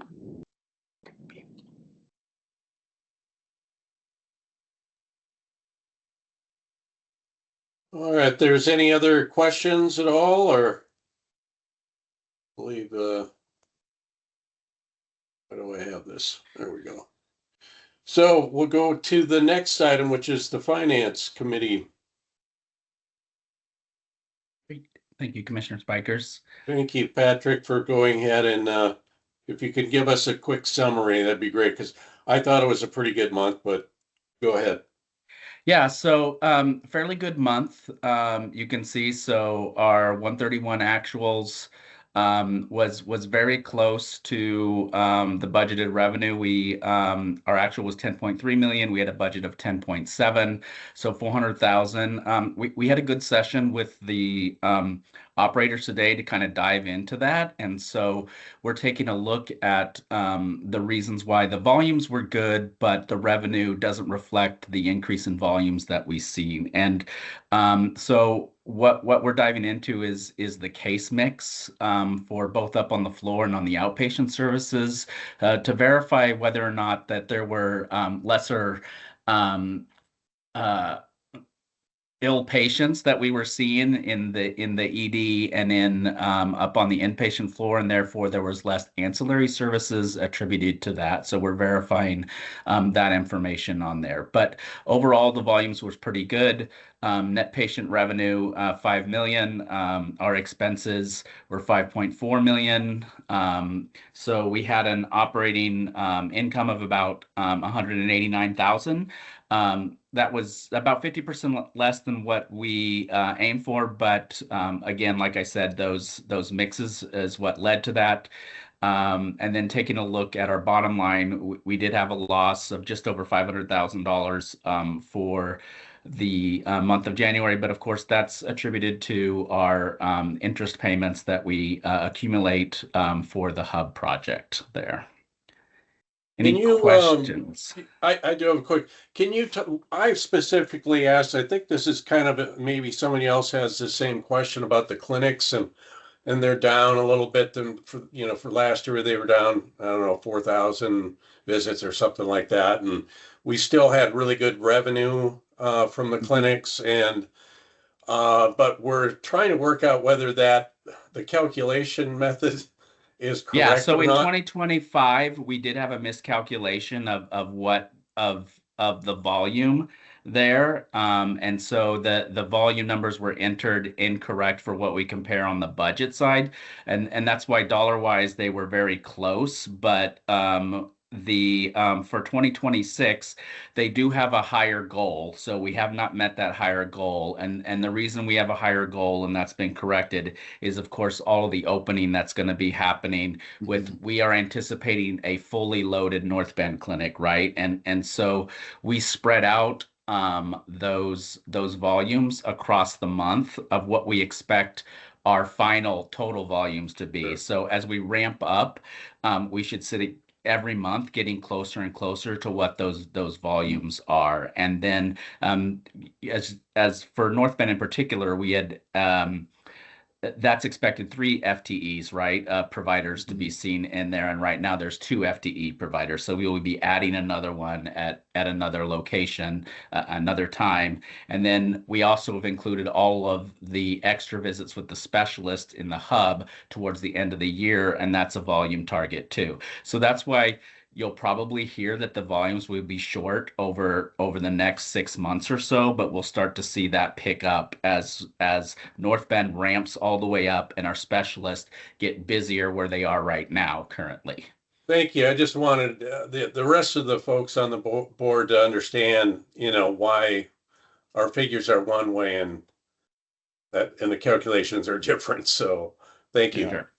Thank you, Dave, for asking that question. It's we talked about that quite a bit in the finance committee, and I'm really thankful that you were mindful to bring that up so that the rest of the board certainly could become aware of what's going on there. And as it rolls forward and ages through the year, and then also any of the public that might be reviewing any of the financial information as well. So thank you. Yeah, I think that the key thing to remember is that it is our investment in the hub that is the big change in the bottom line there. If you pull out, $700,000, or it's actually $1 million worth of interest expense each month that's not related to previous debt that we had, we would have had a bottom line of over $500,000 there. So it's just the timing of our investment when we start generating revenue that will offset that what we have and have that debt coverage interest there. So we had a good January. We expect February to be good as well. And so continuing that trajectory of increasing services that we're providing. I'd just like to add that I appreciate that our CFO and CEO are somewhat sober or conservative on their projections for revenue. I'll go on record as being Pollyanna. I think we're going to crush it. We hope I- so. I- There's a lot, we there's a hope lot you of do. variables though. Like Yeah, even yeah. you heard Dick speak earlier about the construction timeline, and we may or may not be able to get the hub seeing patients by the end of the year. And if we don't, that's going to really put a lot of pressure on us to meet these goals. I'm not sure if we can, if we don't have that extra space. So Yeah, there's a lot of work Yeah. to do. there And is, we but I have think to- the offset of that is where we are raising capital funds outside of normal operations too. That's really going to help. We're not just going to sit relying on hoping that we see those patients, right? That we're going to continue to address, our opportunities to be able to get grants and appropriations, and working hard to do that. And as Jody said, I mean, everybody we've talked to has been behind the project 100%. They're literally telling us, how can we get to yes, right? Like what we can do, and to think creatively on that. And as more funds come in, that just creates the base that people will also be interested in, right? So we had $200,000 grants to the foundation. That's $200,000. That's 10% of what we need to hit the $2 million mark. So that's just going to create more interest in that, because they see that support. So we're excited about what we'll be able to do grant wise, as well as the operations continuing to grow, and ED's well over 20 visits a day now. So we're excited about that. Yeah, and all the grants that we were applied for and obtained last year, historic record for grants. Yeah. And so thank you again for all. Are of we that. the only medical building in construction right now in Washington State, I wonder? Moses Lake just opened a new hospital. Yeah, Just open, theirs was but a $240 million hospital, and it is just opening up because we have the same USDA grants. So the USDA guy was telling me he was wrapping his work up with them and starting to work with us. So that was good. And there's some plans, right? So I believe Swedish has a big multi-billion-dollar project in Seattle that they're going to be doing. So. There's other growth, but there's a lot of retraction too, David, in the area as well. It's kind of we're doing really well comparatively. What do you mean retraction? Can you explain? Yeah, there are other services that other Western Washington that are dropping programs, right? Especially with the Medicaid issues that are coming through with the One Big Beautiful Bill. They're deeply concerned, and they are retracting some of their service lines that they're doing that there. So we've heard ripplings of that going through. So it's our benefit that we're growing, because we're getting to be able to take some advantage of that and see that in our recruitment process too. We're getting a lot of providers that are interested in see what we're doing and want to be part of a growing entity. My comments were meant to be complimentary. Everything, of course, contingent on getting that door open on the hub. So I have to bridle my optimism a little bit, just a little. Yeah. That $1.2 million in interest expense still worries me. So, but that's just the CFO's job to worry about those kind of things. The next page, the balance sheet. I think one of the good things that we will see towards the end of the balance sheet on our net position, if you go to the bottom, we did receive the accrual permission for that $3 million that we received from the state in 2025. The state confirmed that, yes, you did get those appropriation monies. They signed off on the letter. The auditors signed off as well. So you can see there was a post-preliminary 2025 adjustment of $2.9 million that is added to that. So our change in net position went from -12 to -10. So that's right where we thought we would be at the end of 2025. So on target for what we thought our a balance sheet would look like there, as well as being able to offset those costs associated with the bond issuance. CFO Ritter, not to pick on you, But Yes. CEO math thinks that 12.9 is 13 and not 12, but that's just Okay, me. so 3 million, but okay, it's still 2.5. All right, that's.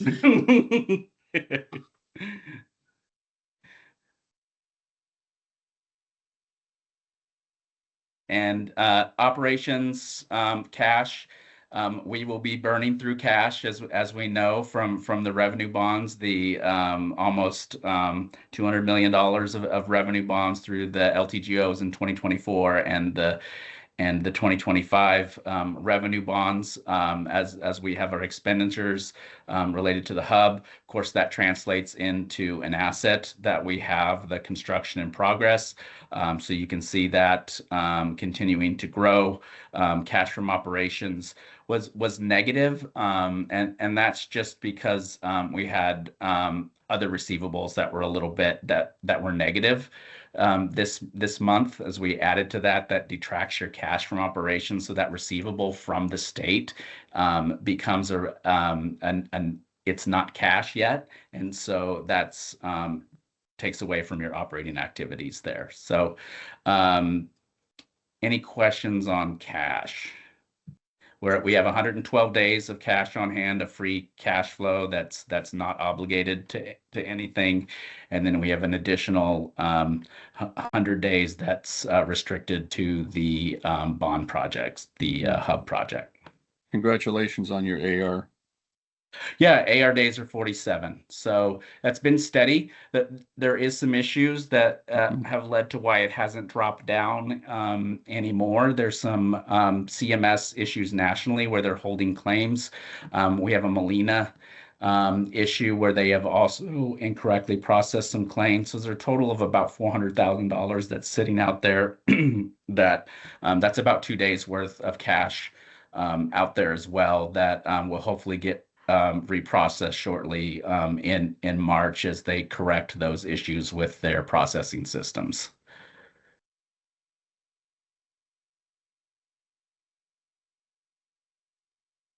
All right.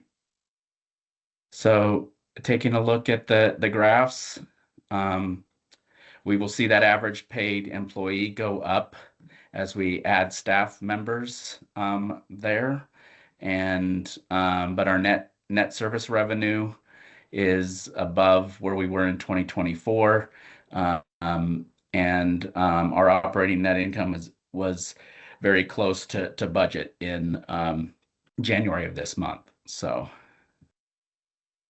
any questions there? Right. And volumes we talked about in a little bit earlier. Again, North Bend Clinic, you can see we started adding that. We had 300, which is a good month, continuing to build upon from where we grew in October. Total clinics, we have 3,000 visits, so above what we were in 2025. Urgent care was a good month. There's a lot of upper respiratory out there, and we're seeing 20 to 30 patients a day in the urgent care clinic.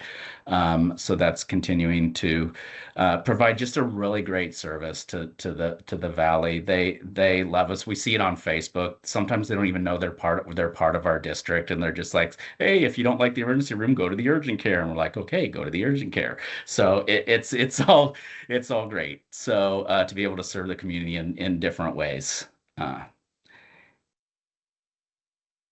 Any other questions on volumes? Just a quick shout out to both Yeah. therapy and lab on this particular graph. They're just having some record breaking great volumes. We really appreciate how hard everybody's working in there. Yeah, pretty soon they're going to be up on the graph above them, that dot. So it's pretty crazy. All right. Endo's picked up. Not where we want it to be, but we've made some administrative changes, and Dr. Shaw is doing a great job with that. Dr. Rappaport is starting to see patients there in the clinic. Dr. Chen has picked up consults. The team is really working well together to do that. We expect the endoscopies to pick up later this year, but right now, a better month than they were previously. So that's good. And a thank you to Dr. Rappaport too. And he's just been anxious to get in and help out and see those patients. And we really appreciate that. Yeah, mammography, a good month. You can see our budget is to see 70 patients, and we're well over 80. That budget number was just a WAG number that we had because we don't know what the demand is actually going to be like that there. So, but based on what we estimate that growth will be, I think we'll be well above that line. Ultrasound, MRI, CT. Still and X-ray imaging services are continuing to beat previous years and budget.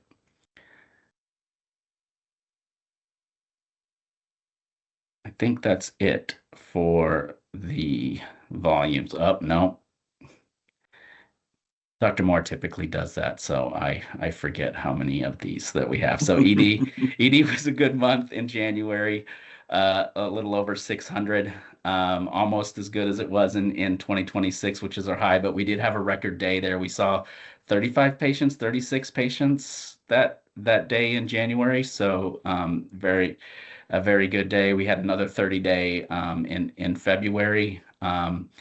And you can see we're doing a good job of converting those patients up on the floor. We're keeping them local. That those are our community. Those are our patients, right? And they're not being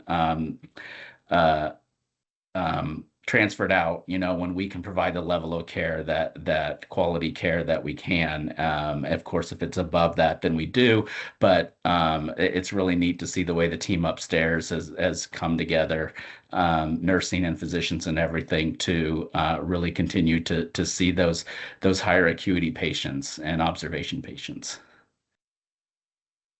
So that's why our observation hours are good. That's a good trend to see too. So having those patients see the outpatient, whether they become inpatient or we can hopefully they get better and we can send them home. So those are all good trends to see. Any other questions? All right, I think we have the warrants next. There's $8.6 million, $8,691,363 for the warrants. Of that, about $3.6 million is related to the hub expenditures. And I'd make a motion at this time to adopt the request for the warrants at this time, $8,691,363. I'd second that. All in favor? Aye. Aye. Right. Passes unanimously, I believe. Yes.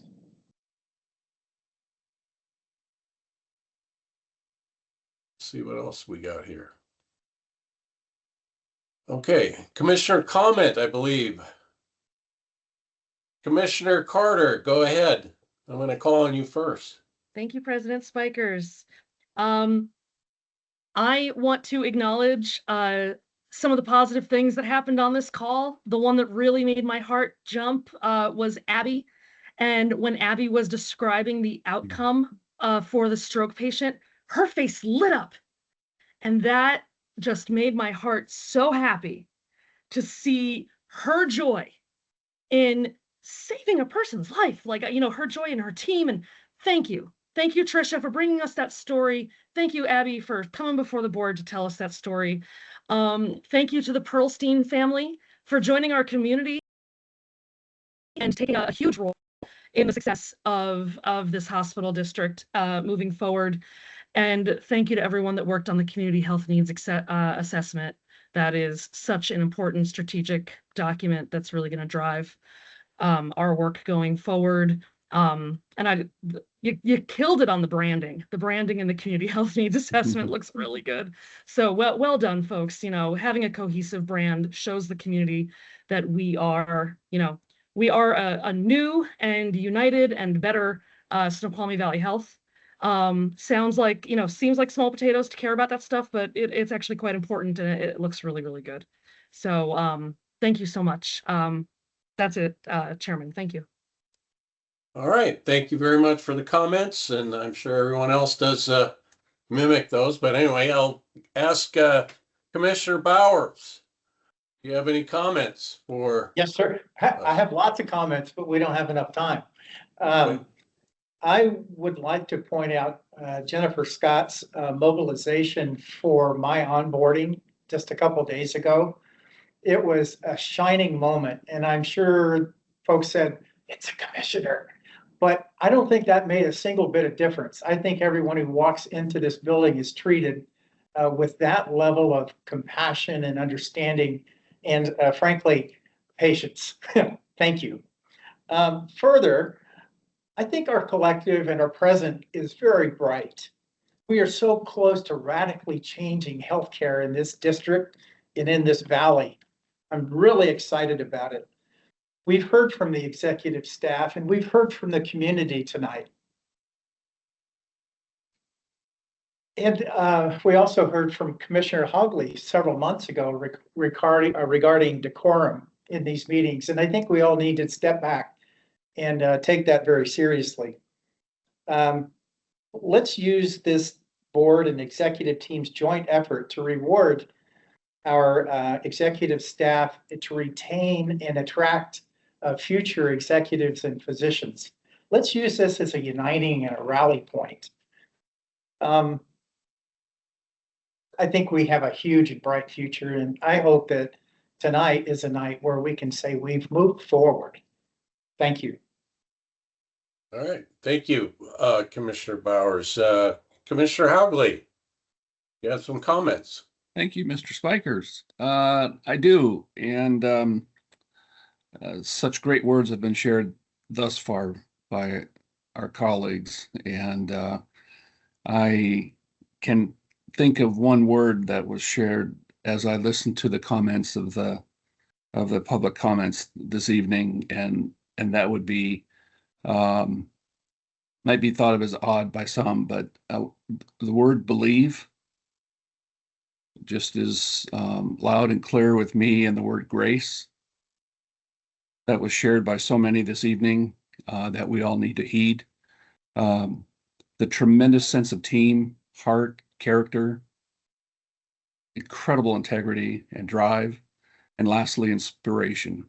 And this is truly, Mark, you've came on at a time where it's hard not to think anything but what momentum we have going, and what a tremendous, as I've said many times, many of us have, about generational changes in the healthcare delivery in this valley. And it truly is inspirational, and I'm so proud to be a part of it, and so proud of the people that I see on the screen and everyone behind the scenes that gets the job done, including the person that makes that great soup that sits down there in the evening that I have certainly enjoyed. Mark and I shared a cup here a while back, but thank you, everybody. All right, Commissioner Herron. Good evening, everyone. I am very delighted to hear all about the updates that we are experiencing right now concerning our hub project, the expansion of our services. In addition, I'd like to say to all the people that spoke today that yes, we all have to respect one another. It goes both ways. And so it's so important to always remember that because we're not perfect human beings. And I'm one for one, I can be too what I would say, too direct. And I have a different culture, okay? And so I may sound like I'm mad or whatever, but that's just the way I am. If you know where I'm coming from, a lot of my friends, think that I'm always mad, but I'm not, okay? And so I wanted to make sure that if there is a question or about, whatever I say, please let me know. I really prefer that the problem that you have with me comes directly to me rather than going out to others, because I could deal with that. What I cannot deal is when you are talking behind other people. That's not respect. And so I'd like to see the same respect given towards all of us, right? So I also want to let you know that we love you all, okay? And that's why we're excited about expanding that retirement benefits to many of your high qualified, high level performers so that we can keep them here and continue to do the great work that they are doing. That's all I have to say. Thank you. Well, thank you, Commissioner Herron, and I deeply respect you. So just want to let you know that in open public here, okay? And I do appreciate all your comments. I understand where you're at. I have some comments that I think it's a landmark decision what we made today going forward to attract and keep great employees, valuable employees. This is the way that a board can show appreciation, and we are. And so I'm just happy that this has happened today. It's gone on too long. It went on too long. It was really kind of a difficult, I still have some, feelings about it that, our high valued employees can leave anytime they want, still collect if they've been here for 5 years. So I do have that type of thing behind that. But given that, I think it's a good thing what we did to open it up to all high performing employees to have some kind of retirement program. So I think it's these days, it's the only way to attract good healthcare people. And anyway, that's my 2 cents. Other than that, I think we are done, and I'll make a motion to adjourn at this time. Actually, you, Commissioner Phil. Spikers, we have an executive We session. have an executive so- session. Oh, You we can do. recess I'm the sorry, meeting, we do. But you cannot adjourn it, recess it to executive session. And then Okay, from yeah, there, that when you was- come back into a public meeting, you can adjourn it. The executive session, Mr. President, I is got it. I listed. got it. I was Got it. hoping to get some kind of something here on that, and I didn't get it. That's why I didn't get reminded. Oh, here we are. Oh, Yeah, it's right here we go. there. Okay, great. Pursuant to RCW 4230110, we are pausing the meeting to go into executive session to discuss with legal counsel representing us on matters relating to agency enforcement actions or to discuss legal counsel representing the agency litigation or potential litigation to which the agency, us, the governing body or a member of we're going into executive session to discuss some legal matters with our legal counsel. And so that's what we're doing pursuant to 4230110. That is correct. And the notation in the agenda was incorrect. It had the RCW Title 70. I had not seen that ahead of time. I did email that to you. Thank you for catching that, Mr. President, as well, and eliciting that. So you need to identify when you'll be coming out of executive session. How long will you need for this, President Spikers? I'm not sure because I'm not sure how much we're going to discuss. I think we're just going to have kind of an update, my guess, and some question and answers. I would say 15 minutes, maybe. I think that would be more than adequate. I think probably do it in 10, but we'll do. Well, let's do it in I would 10. concur. Let's do it in 10. All I right. also don't anticipate any further action after the executive session. So I just wanted to say thank you to all the community members and staff who have joined us tonight. We really appreciate all of you. Thank you. All right. Commissioner Spikers, I have 8:38, so we'd be coming out of executive session 10 minutes at 8:48 then. Okay, well, let's go to executive session then. Jennifer will move you to the rooms.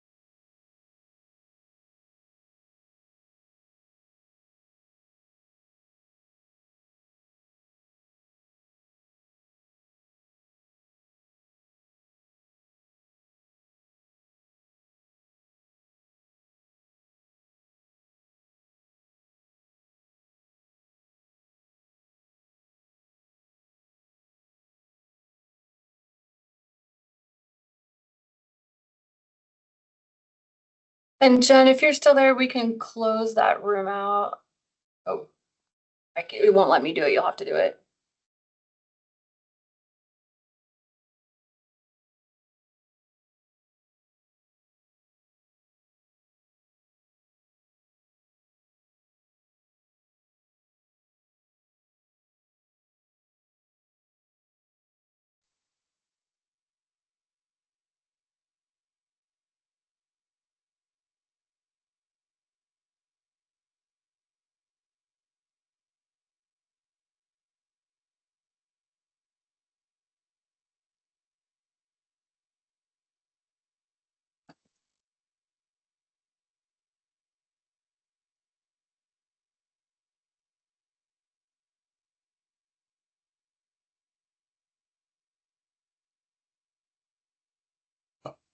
I notice I've been talking and nobody's listening. I'm going to adjourn at this time and have a good weekend going forward. All right.